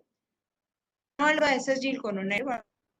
ఈ క్యాప్సికమ్ ఉంటుంది కదా, రెడ్ క్యాప్సికమ్, ఎల్లో క్యాప్సికమ్ పండించే డైరెక్ట్ గా 5 స్టార్ హోటల్స్ కి డైరెక్ట్ గా సప్లై చేస్తారు వాళ్ళు. సో కాబట్టి మనం కూడా అలాగా ఆ క్లస్టర్స్ ఏదైతే ఉంటాయో వాళ్ళకి ఎక్స్పోర్ట్ గా అవకాశం ఉంటే కూడా అక్కడ ఇప్పుడు మనం చెప్పుకుంటూ ఉంటాం తమిళనాడులో తిరువూరులో వాళ్ళు క్లాత్ అంతా కూడా ఎక్స్పోర్టే. వాళ్ళు షర్ట్స్ అన్ని వాళ్ళు తయారు చేస్తున్న ఎక్స్పోర్ట్ క్వాలిటీ తయారు చేస్తారు. వాళ్ళు ఆల్మోస్ట్ లోకల్ గా వాళ్ళు ఏం పెద్ద అమ్మరు, మొత్తం కూడా ఎక్స్పోర్ట్ క్వాలిటీ ఉంటుంది వాళ్ళ దగ్గర. అలాగే ఏ ప్రాజెక్ట్స్ అయినా సరే సెంట్రల్ గవర్నమెంట్ కానీ, స్టేట్ గవర్నమెంట్ కానీ, లోకల్ గవర్నమెంట్ కానీ వాళ్ళు ప్రమోట్ చేస్తే, అలాగే ఆ గవర్నమెంట్స్ వాళ్ళ ఏజెన్సీస్ ప్రమోట్ చేసిన వాటి గురించి అవి కూడా మనం తీసుకోవచ్చు. ఈ size financing facility eligible beneficiaries ఎవరు, ఈ ఫైనాన్సింగ్ ఫెసిలిటీస్ సైజ్ ఎంత, ఎలిజిబుల్ బెనిఫిషరీస్ ఎవరు అని చూస్తే మనకేమనంటే 1 lakh crore అండి. 1 కోట్ల రూపాయలు ఫైనాన్షియల్ ఇన్స్టిట్యూషన్స్ కి లోన్స్ ఎవరికి ఇస్తున్నారంటే ప్యాక్స్ కి, ఆర్గనైజేషన్స్ కి, సెల్ఫ్ హెల్ప్ గ్రూప్స్ కి, డైరెక్ట్ గా ఫార్మర్స్ కి, జాయింట్ లయబిలిటీ గ్రూప్స్ కి, మల్టీపర్పస్ కోఆపరేటివ్ సొసైటీస్ కి, అగ్రి ఎంటర్ప్రీనర్స్ కి, స్టార్ట్అప్స్ కి, అలాగే సెంట్రల్ స్టేట్ ఏజెన్సీస్ కి, local body sponsored public private partnerships కి. కాబట్టి ఏంటంటే వీళ్ళందరికీ కూడా 1,00,000 కోట్ల రూపాయలు. మీరు మన నిర్మలా సీతారామన్ గారు చెప్పింది, ఫైనాన్స్ మినిస్టర్ గారు చెప్పింది ఉండొచ్చు, ఆత్మ నిర్భర్ భారత్, దాంట్లో భాగంగానే ఇది కూడా. సో 1,00,000 కోట్ల 1 lakh crore ఫైనాన్షియల్ ఇన్స్టిట్యూట్ ఎవరికి ఇస్తున్నారంటే ప్యాక్స్ కి, మార్కెటింగ్ కోఆపరేటివ్ సొసైటీస్ కి, ఫార్మర్స్ ప్రొడ్యూసర్స్ ఆర్గనైజేషన్స్ కి, సెల్ఫ్ హెల్ప్ గ్రూప్స్ కి, అలాగే జాయింట్ లయబిలిటీ గ్రూప్స్ కి, మల్టీపర్పస్ కోఆపరేటివ్ సొసైటీస్ కి, అగ్రి ఎంటర్ప్రీనర్స్ కి, స్టార్ట్అప్స్ కి, సెంట్రల్ స్టేట్ ఏజెన్సీస్ ఎవరైనా సరే, లోకల్ బాడీస్ కానివ్వండి, పబ్లిక్ ప్రైవేట్ పార్ట్నర్షిప్ కింద ఏదైనా వాళ్ళు కనుక స్టార్ట్ చేస్తే దానికి వాళ్ళు ఇప్పిస్తారు. అలాగే ప్యాక్స్ కూడా ముఖ్యంగా ఎవరికి ప్యాక్స్ లో ఇంపార్టెన్స్ ఇవ్వడం జరుగుతుంది అంటే వాళ్ళు ఆల్రెడీ డిజిటలైజేషన్ అయితే, అంటే వాళ్ళు ఇలాంటివి తీసుకోవడానికి సులువుగా ఉంటుంది కాబట్టి వాళ్ళకి ప్రిఫరెన్స్ ఇవ్వడం జరుగుతుంది. అంటే మిగతా వాళ్ళకి ఇవ్వరని కాదు, వీళ్ళకి ప్రిఫరెన్స్ ఇవ్వడం జరుగుతుంది. దీంట్లో పార్ట్నర్షిప్ ఇన్స్టిట్యూషన్స్ ఎవరు అంటే ఎవరి ద్వారా ఇస్తారు? ఒకటి అన్ని commercial banks, all schedule commercial bank. Next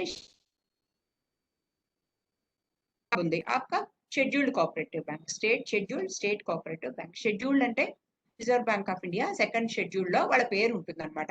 పూర్వకాలం సెకండ్ షెడ్యూల్ లో ఉండాలంటే 5 లక్షల రూపాయలు షేర్ క్యాపిటల్ ఉంటే సరిపోయేది. ఆ షెడ్యూల్డ్ కోఆపరేటివ్ బ్యాంక్స్ అన్నిటికీ ఉంది. తర్వాత RRBs, regional rural banks, small finance banks, ఆ తర్వాత non banking financial institutions. Non banking financial institutions అంటే ముతూట్ ఫైనాన్స్, లేకపోతే శ్రీరామ్ ఫైనాన్స్, వీళ్ళన్నీ ఉన్నాయి కదా, ఎన్బిఎఫ్సిస్ అంటాం వాళ్ళు కూడా. అలాగే national cooperative development card, NCDC. మీరు కూడా చూసి వినుంటారు. మనకి ఇదివరకంతా ఇన్ఫ్రాస్ట్రక్చర్ కు మనకు గోడౌన్స్ కానివ్వండి, మొన్నటి వరకు మన మన సంఘాల్లో చాలా వాటికి బిల్డింగులు కట్టుకోవడానికి కానివ్వండి, క్యాష్ కౌంటర్ కానివ్వండి, గోడౌన్స్ కి అన్ని కూడా మన ఎన్సిడిసి లోన్స్ తీసుకున్నాం. కాబట్టి దీంట్లో కూడా ఎన్సిడిసి ఒక పార్ట్నరింగ్ ఇన్స్టిట్యూషన్స్. ఇవన్నీ తీసుకోవాలి అంటే ఫస్ట్ మనం నాబార్డ్ తో ఎంఓయూ సైన్ చేయాలి.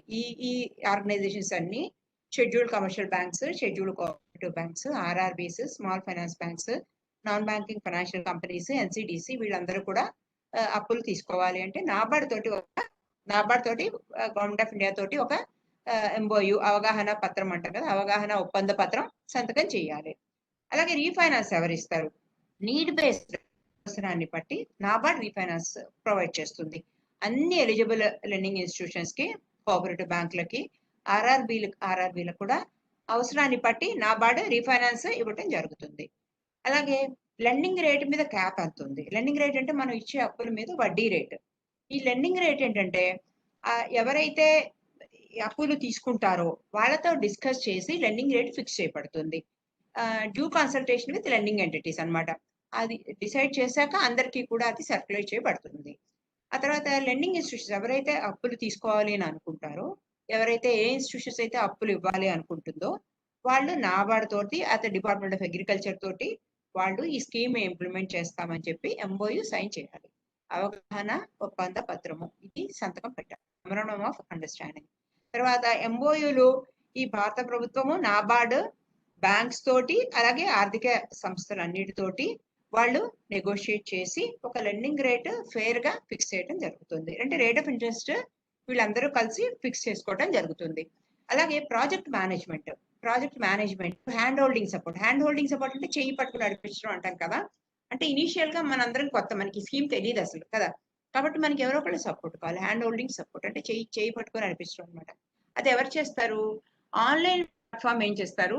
ఆన్లైన్ లో ఇన్ఫర్మేషన్, లోన్స్ ఎలా శాంక్షన్ చేస్తారు మొత్తం కూడా ఆన్లైన్ లో పెట్టడం జరుగుతుంది. ఈ స్కీమ్ లో మొత్తం ఈ లోన్ అప్లికేషన్, లోన్ ఎలా శాంక్షన్ చేస్తారు ఇదన్నీ కూడా ఆన్లైన్ లో పెట్టడం జరుగుతుంది.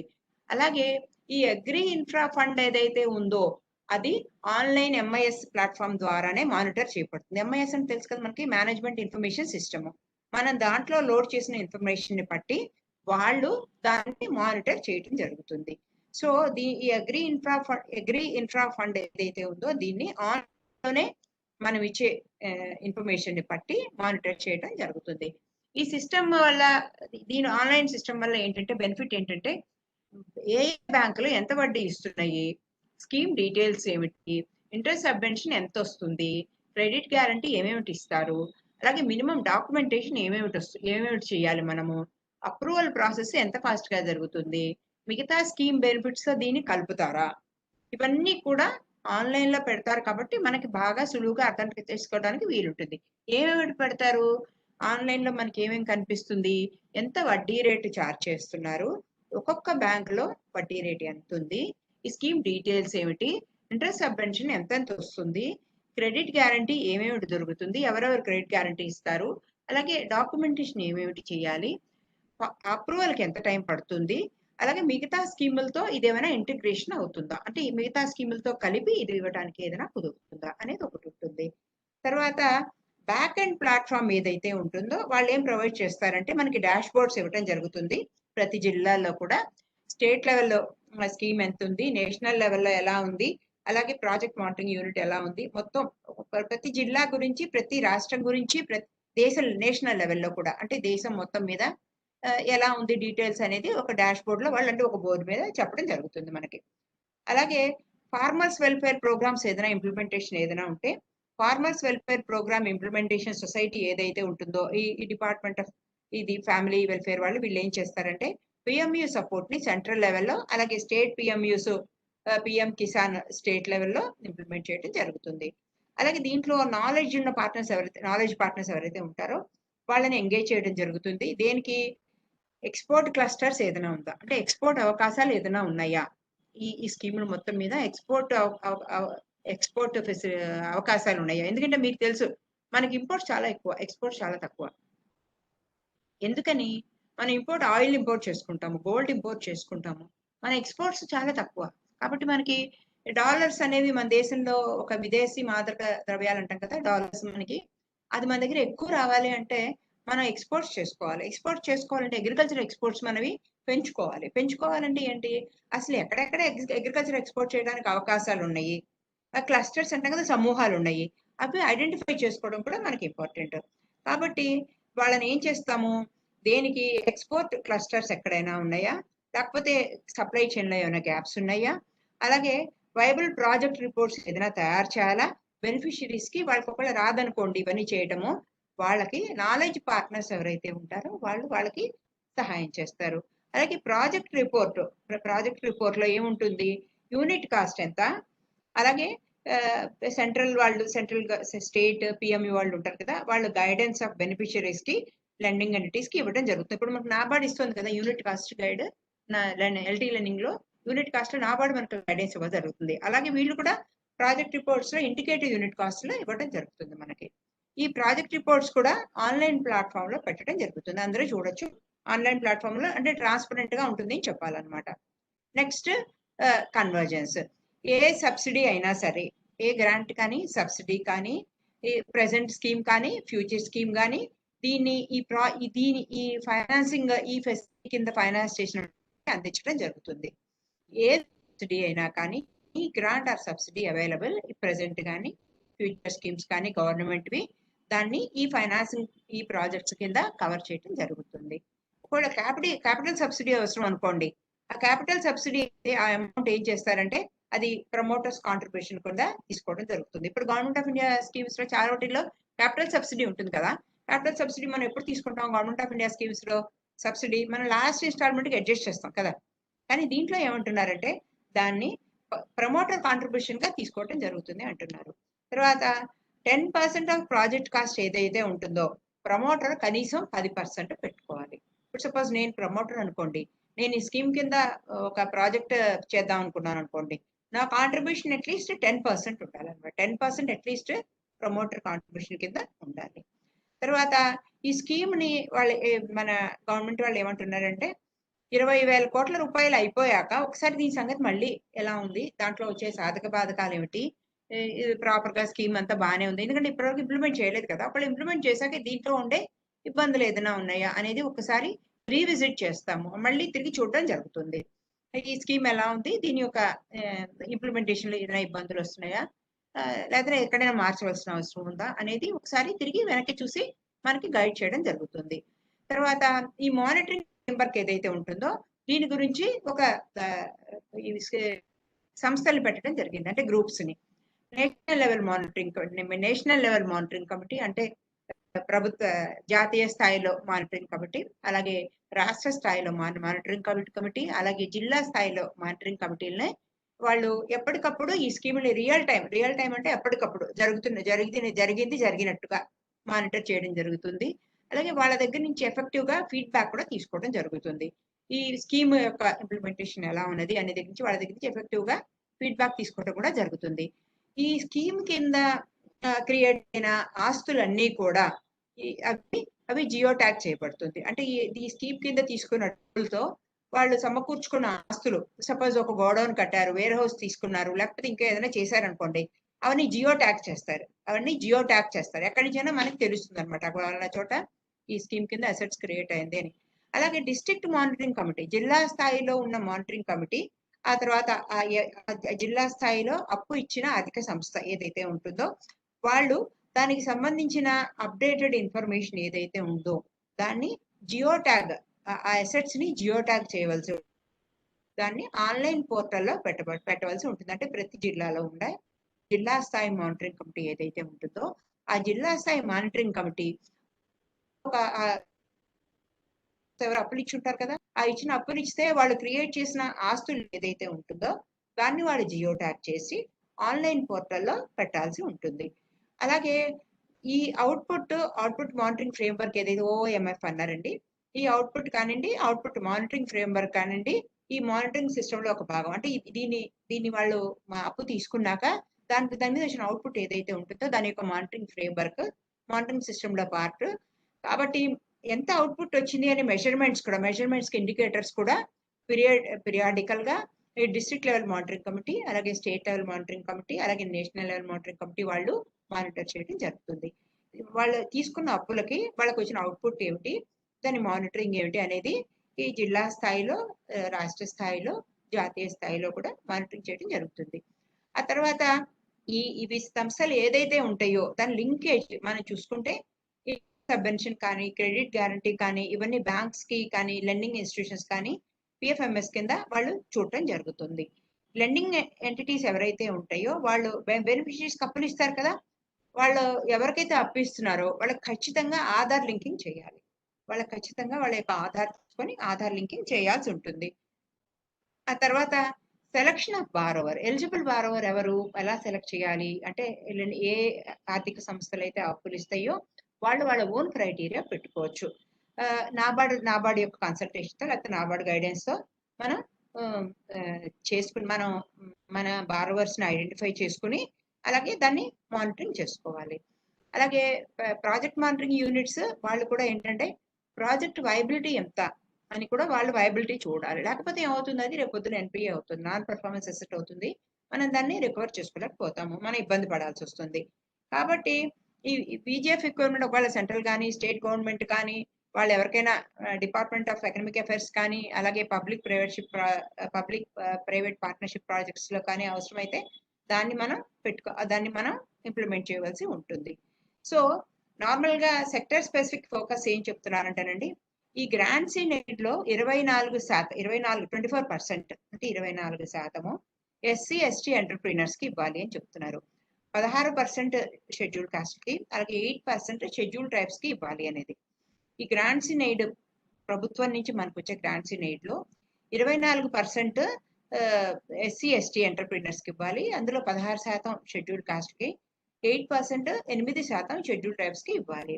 అలాగే అందులో కూడా వాళ్ళల్లో కూడా ఇచ్చిన అప్పుల్లో కూడా వీళ్ళే కాక మిగతా 24% కాకుండా మిగతా వాళ్ళు ఉంటారు కదా 76%, వాళ్ళల్లో కూడా ముఖ్యంగా మహిళలకి అలాగే వెనుకబడిన కులాల వారికి ఇవ్వవలసి ఉంటుంది. అంటే వీకర్ సెక్షన్స్ కి, వీకర్ సెగ్మెంట్ కి ఎవరైతే బీదవారు ఉంటే వాళ్ళకి, అలాగే మహిళలకి మన ఎస్ఎస్జీలో కూడా అలాగే చెప్తాం కదా, ఎక్కువ బీదవాళ్ళని కవర్ చేయండి అని చెప్తాము. అలాగే దీంట్లో కూడా ఏంటంటే ఎక్కువ మంది మహిళలకి అలాగే బీదవారిని వాళ్ళని కవర్ చేయమని చెప్తున్నారు. అలాగే స్టేట్ స్పెసిఫిక్ ఫోకస్, దీనివల్ల ఏం చెప్తున్నారంటే state wise allocation financial facility, ఈ ఫైనాన్షియల్ మన ఫెసిలిటీ ఏదైతే ఉంటుందో దాన్ని ప్రతి రాష్ట్రానికి ఇంత వర్కౌట్ చేయడం జరిగింది. కాబట్టి ఏంటంటే అవుట్పుట్ అగ్రికల్చర్ మన ఏ రాష్ట్రానికి ఆ రాష్ట్రానికి సంబంధించి, ఇప్పుడు సపోజ్ ఒక రాష్ట్రంలో అగ్రికల్చర్ తక్కువగా ఉందనుకోండి, వాళ్ళకి ఎక్కువ గోడౌన్స్ అనవసరం కదా, వేర్ హౌసెస్ అనవసరం, సప్లై చైన్ అనవసరం. కాబట్టి వాళ్ళకున్న స్తోమతను బట్టి, వాళ్ళకున్న ప్రొడక్షన్ బట్టి, వాళ్ళకున్న అగ్రికల్చర్ ప్రొడక్షన్ బట్టి దాన్ని బట్టి వాళ్ళు అగ్రికల్చర్ యాక్టివిటీస్ ఇవ్వడం జరుగుతుంది. సో మీరు దీంట్లో ఏదైనా క్వశ్చన్స్ ఉంటే మీరు అడిగితే బాగుంటుంది. హెడ్ ఆఫీస్ నుంచి శ్రీనివాస్ గారు ఉంటారు.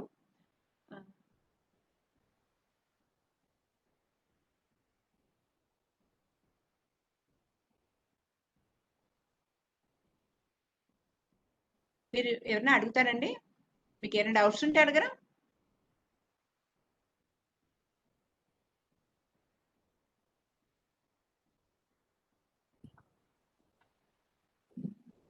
హలో శ్రీనివాస్, ఏమంటే మీకు ఏదైనా డౌట్స్ ఉంటే అడుగుతారా? Good afternoon. ఎవరైనా డౌట్లు ఉంటే అడుగుతారండి, మీరు అన్మ్యూట్ చేసుకొని అడగండి.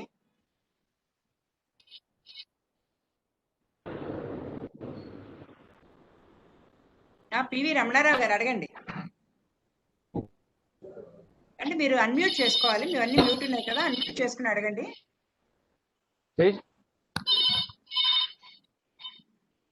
మీరు అన్మ్యూట్ చేసుకుని అడుగుతారా?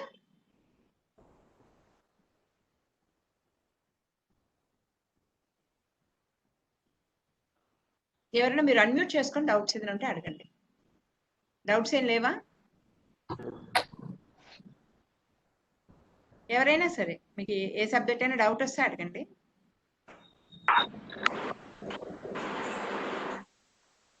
మీ దగ్గర మ్యూట్ ఉంది కదా, అన్మ్యూట్ చేసుకుని అడగండి.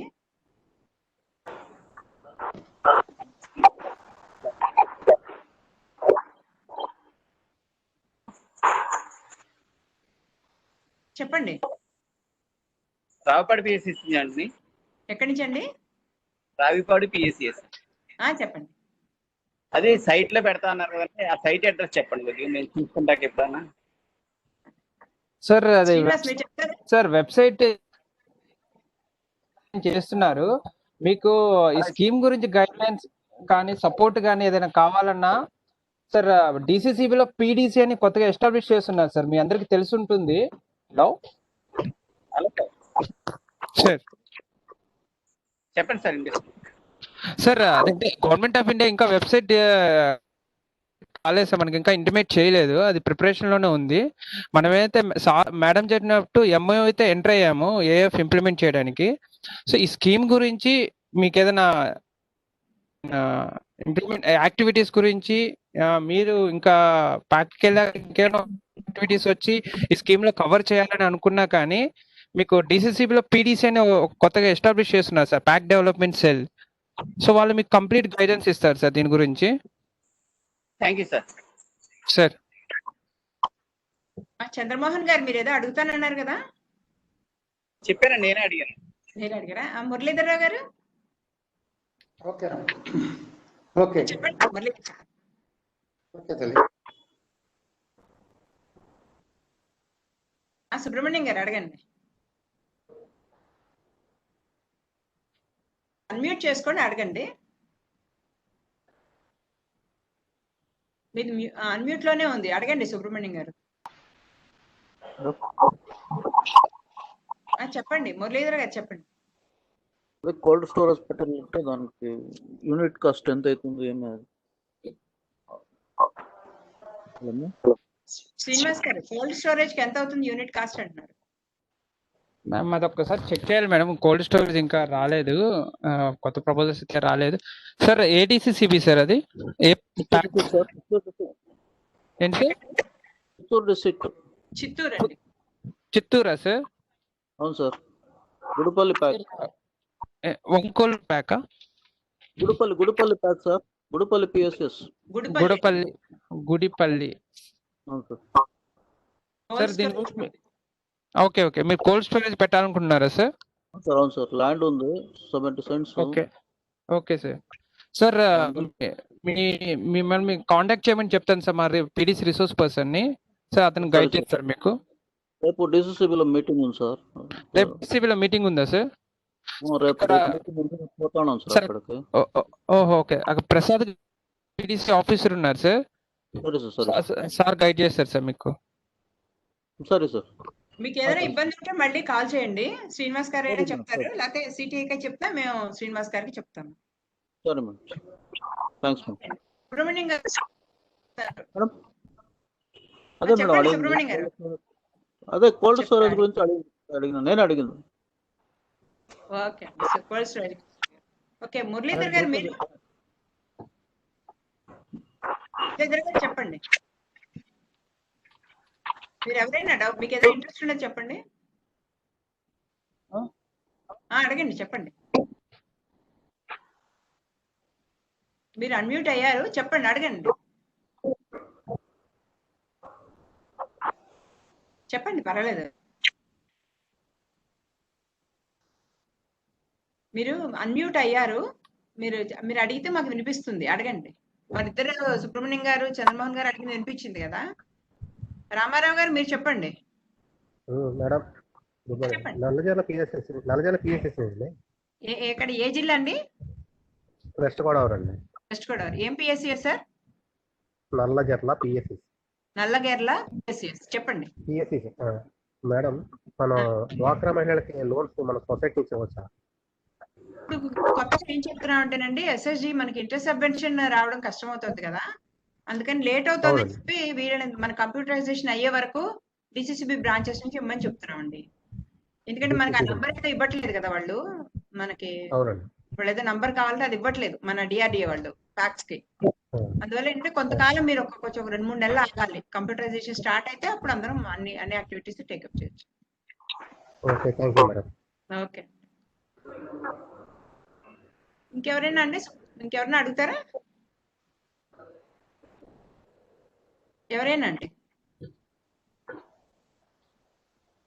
ఓన్లీ ఇద్దరే ముగ్గురు అంటే మీకు ఎవరికి ఇంట్రెస్ట్ లేదా ఇంకెవరికి?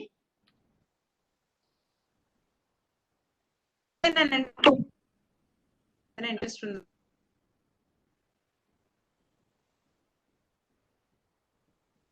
ఏమండి ఇంకెవరికైనా ఇంట్రెస్ట్ ఉందా లేదా?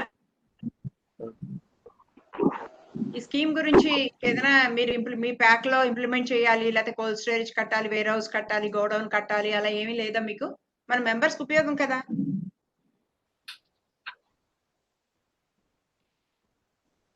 ఎవరికి లేదా ఇంట్రెస్ట్ లేదా? ఓకే అండి, మీకు ఒకవేళ ఏదైనా డీటెయిల్స్ కావాలంటే మీరు హెడ్ ఆఫీస్ లో ప్యాక్ మన డెవలప్మెంట్ శ్రీనివాస్ గారు ఉంటారు, మీరు శ్రీనివాస్ ని కాంటాక్ట్ చేయొచ్చు. లేకపోతే మీ జిల్లాలోనే పీడీసీ ఉన్నారు కదా ఇప్పుడు కొత్తగా, జిల్లాలో ఉండే పీడీసీని కాంటాక్ట్ చేసినా ఆయన మీకు గైడ్ చేస్తారు. శ్రీనివాస్ గారు మీరు ఏదైనా చెప్తారండి? మ్యామ్, ఈ అగ్రి ఇన్ఫ్రాస్ట్రక్చర్ ఫండే కాకుండా ఇప్పుడు ప్రజెంట్ స్కీమ్స్ రన్ అవుతున్నాయి కదా sir, godowns project, custom hiring hubs, so వీటి గురించి ఏమైనా డౌట్స్ ఉన్నాయా సార్?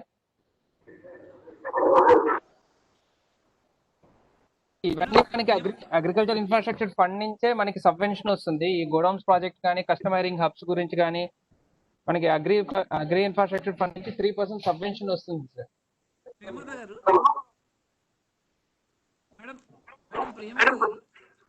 చెప్పండి మా, నాకు వినిపిస్తుంది.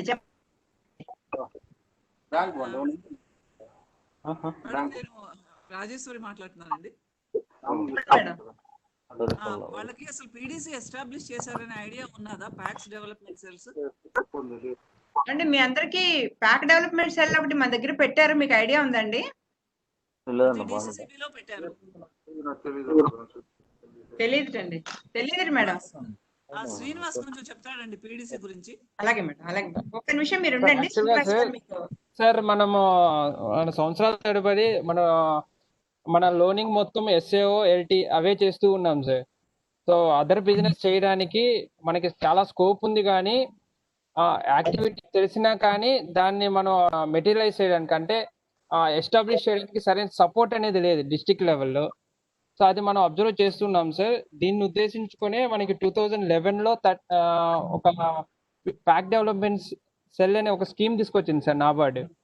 దాని ప్రకారం ఏంటంటే ఒక డిస్టిక్లో ఒక ఇద్దరు రిసోర్స్ పర్సన్ పెట్టి ఇలా ఇంట్రెస్ట్ ఉన్న ప్యాక్స్ ఏదైనా కొత్త బిజినెస్ యాక్టివిటీస్ టేకప్ చేయాలి అంటే వాళ్ళకి కావాల్సిన సపోర్ట్ అంతా ఇస్తూ, సో మనకి కావాల్సిన సపోర్ట్ ఏంటి సార్, ఒక యాక్టివిటీని ఐడెంటిఫై చేయాలి, సో దాన్ని ఇంప్లిమెంట్ చేయాలంటే ఆ లోన్ ప్రపోజల్ అనేది తయారు చేయాలి, అది ఏ స్కీమ్ కింద సూట్ అవుతుంది అనేది చెప్పగలగాలి. సో ఆ స్కీమ్ మీద మనకి ఫండ్స్ వస్తే అప్పుడు మనం ఆ యాక్టివిటీ టేకప్ చేయగలం. ఆ యాక్టివిటీ టేకప్ చేసేటప్పుడు ఇప్పుడు గోడౌన్ ఉంది సార్. గోడౌన్ అనేది మనం రొటీన్ గా చేసేది ఏంటి, ఇప్పుడు మన ఎగ్జిస్టింగ్ గోడౌన్స్ లో ఆ ఫెర్టిలైజర్ స్టోర్ చేసుకుంటాం. యాక్చువల్గా ఆ గోడౌన్ ద్వారా మనం ఇంకా బిజినెస్ చేయొచ్చు సార్. ఇప్పుడు ఎన్డబ్ల్యూఆర్ ఫైనాన్స్ అనేది సపరేట్ గా ఉంది. దాంట్లో ఏంటంటే మన crop loaning, crop concessional finance లో మనం ఆ గోడౌన్ ని WDRA కింద రిజిస్టర్ చేసామనుకోండి, సో మనం అక్కడ ఫెచ్ చేసే స్టాక్ కి 7% రేట్ ఆఫ్ ఇంట్రెస్ట్ తో లోన్ ఇవ్వచ్చు. సో ఇలాంటి కొత్త యాక్టివిటీస్ టేకప్ చేయొచ్చు. గోడౌనే కాదు, ఇప్పుడు చాలా ప్యాక్స్ మీరు అబ్జర్వ్ చేస్తే కొన్ని పెట్రోల్ బంక్స్ టేకప్ చేస్తున్నాయి, కొన్ని చోట్ల ఏంటంటే మెడికల్ షాపులు పెడుతున్నాయి, కొన్ని చోట్ల హార్వెస్టర్స్ అవి ప్రొక్యూర్ చేసి రెంట్కి ఇస్తున్నాయి. ఇలా మల్టీపర్పస్ యాక్టివిటీస్ అనేది టేకప్ చేస్తున్నాయి సార్. వీటిని టేకప్ చేయడానికి కావాల్సిన గైడెన్స్, సపోర్ట్, హ్యాండ్ హోల్డింగ్ ఇవ్వడం కోసం పీడీసీస్ అనేటివి 2011లో పైలట్ బేసిస్ మీద తీసుకొచ్చాం సార్. సో అవి మనకి ఇప్పుడు మన స్టేట్ లో 3 చోట్ల ఉన్నాయి sir, Eluru, Chittoor and Krishna. So మీరు ఈ పీడీసీలు ఉన్న చోట చూస్తే చాలా ప్యాక్స్ ఎంఎస్సీ యాక్టివిటీస్ అనేది టేకప్ చేస్తున్నాయి సార్. సో దీన్ని దృష్టిలో పెట్టుకొని మన ప్యాక్స్ ని స్ట్రెంగ్తెన్ చేయాలనే ఉద్దేశంతో, స్పెషల్లీ ఏదైనా ప్యాక్ వీక్ గా ఉండి కానీ వాటికి పొటెన్షియాలిటీ ఉంది అండ్ అక్కడ ఉన్న మేనేజ్మెంట్ చాలా సపోర్టివ్ గా ఉన్నారు, కానీ వాళ్ళకి కావాల్సిన ఫండ్స్ సపోర్ట్ అనేది లేదు. సో వీళ్ళని టర్న్ అరౌండ్ చేయాలనే ఉద్దేశంతో మేనేజ్మెంట్ ఒక డెసిషన్ తీసుకునింది సార్. ప్యాక్ డెవలప్మెంట్ సెల్స్ అనేది అన్ని డిస్ట్రిక్ట్స్ లో పెట్టాలి అనేది. ఇది ఎప్పటి నుంచో అడుగుతూ ఉన్నాం సార్, నాబార్డు సపోర్ట్ చేయలేదు. సరే ముందు మనం ప్రొసీడ్ అవుదాము, మన పిఐసి మేడం డైరెక్షన్ మేరకు అన్ని డిస్ట్రిక్ట్స్ లో ప్యాక్ డెవలప్మెంట్ సెల్ ఎస్టాబ్లిష్ చేశాం సార్. ఇప్పుడు ప్రస్తుతానికి మన ఆప్కామ్ ఆఫీసర్ని డిప్యూట్ చేస్తున్నాము, ఆయనే పీడీసీ హెడ్గా ఉంటారు.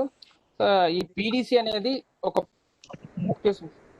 ఒక ప్యాక్ని అడాప్ట్ చేసుకొని వాటి యొక్క ఫైనాన్షియల్స్ని అనలైజ్ చేసి మనం ఇప్పుడు బీడీపీ అనేది మనం ఎప్పటి నుంచో వింటూ ఉన్నాం సార్. బీడీపీ అనేది ఒక కాంక్రీట్ యాక్షన్ ప్లాన్, కానీ మనం ఏంటంటే అక్కడున్న లోకల్ పొటెన్షియాలిటీని అనలైజ్ చేసి తయారు చేయాలి, కానీ అది జరగట్లేదు. సో అది ఎందువల్ల జరగట్లేదు, దానికి అది అలా ఎలా అనలైజ్ చేయాలి, అక్కడ పొటెన్షియాలిటీ ఎలా ఐడెంటిఫై చేయాలి, ఎలా ఇంప్లిమెంట్ చేయాలి అనే దానికి మీకు గైడెన్స్ అనేది లేదు.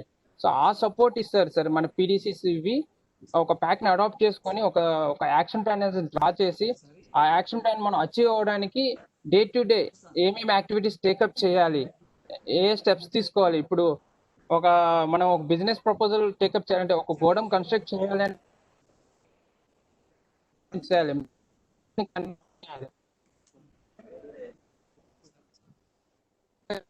తీసుకోవాలి. సో వీటన్ని మీరు టేకప్ చేయడానికి వీళ్ళు మీకు సపోర్ట్ ఇస్తారు ఈ పీడీసీ అనే వాళ్ళు. మీ అందరికీ ఈ యాక్టివిటీని టేకప్ చేయడం కోసం సపోర్ట్ ఇస్తారు సార్. సో ఇది మేజర్ ఆబ్జెక్టివ్ అనేది పీడీసీ యొక్క ఆబ్జెక్టివ్ ఇది సార్. మీకు ఏదైనా డౌట్స్ ఉంటే అడగండి. ఎవరైనా డౌట్స్ ఉంటే అడగండి. ఇంకా లంచ్ టైం అవ్వలేదు కదా, డౌట్స్ ఉంటే.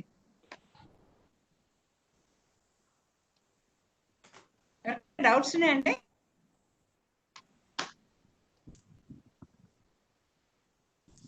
ఓకే అండి. మీకు ఏ డౌట్స్ ఉన్నా కూడా మీరు ఏమండి,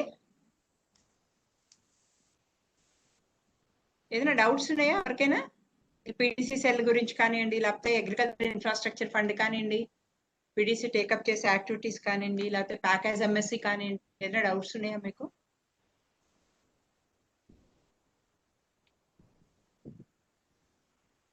మీ మైక్ ఏదైతే ఉందో దాన్ని అన్మ్యూట్ చేయండి. అందరూ మ్యూట్లో పెట్టేసుకున్నారు. మ్యూట్లో పెట్టుకుంటే మీరు మాట్లాడింది మాకు వినిపించదు కదా. మీ ఎదురుకుండా అన్మ్యూట్ చేసుకోండి, అన్మ్యూట్ చేసుకుని అడగండి.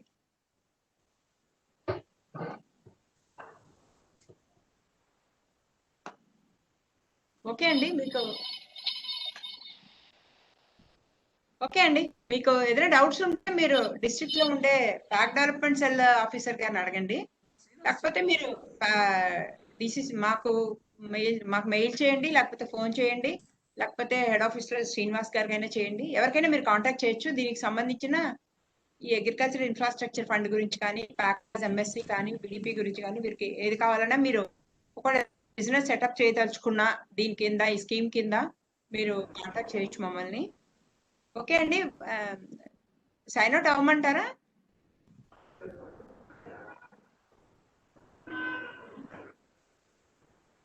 సో రేపు ప్రోగ్రామ్ కి తప్పకుండా మీరు 11ంటికి రండి. మీరు 11కి అందరూ రావట్లేదు, లేట్ చేస్తున్నారు. సో రేపు క్లాస్ 11కి ఉంది. తప్పకుండా అందరూ రేపు 11కి రండి. అలాగే మీకు పంపించే ఎవాల్యుయేషన్ షీట్ పంపించండి. ఓకే అండి. Thank you very much. Thank you Srinivas madam. Thank you madam. Thank you all. Thanks.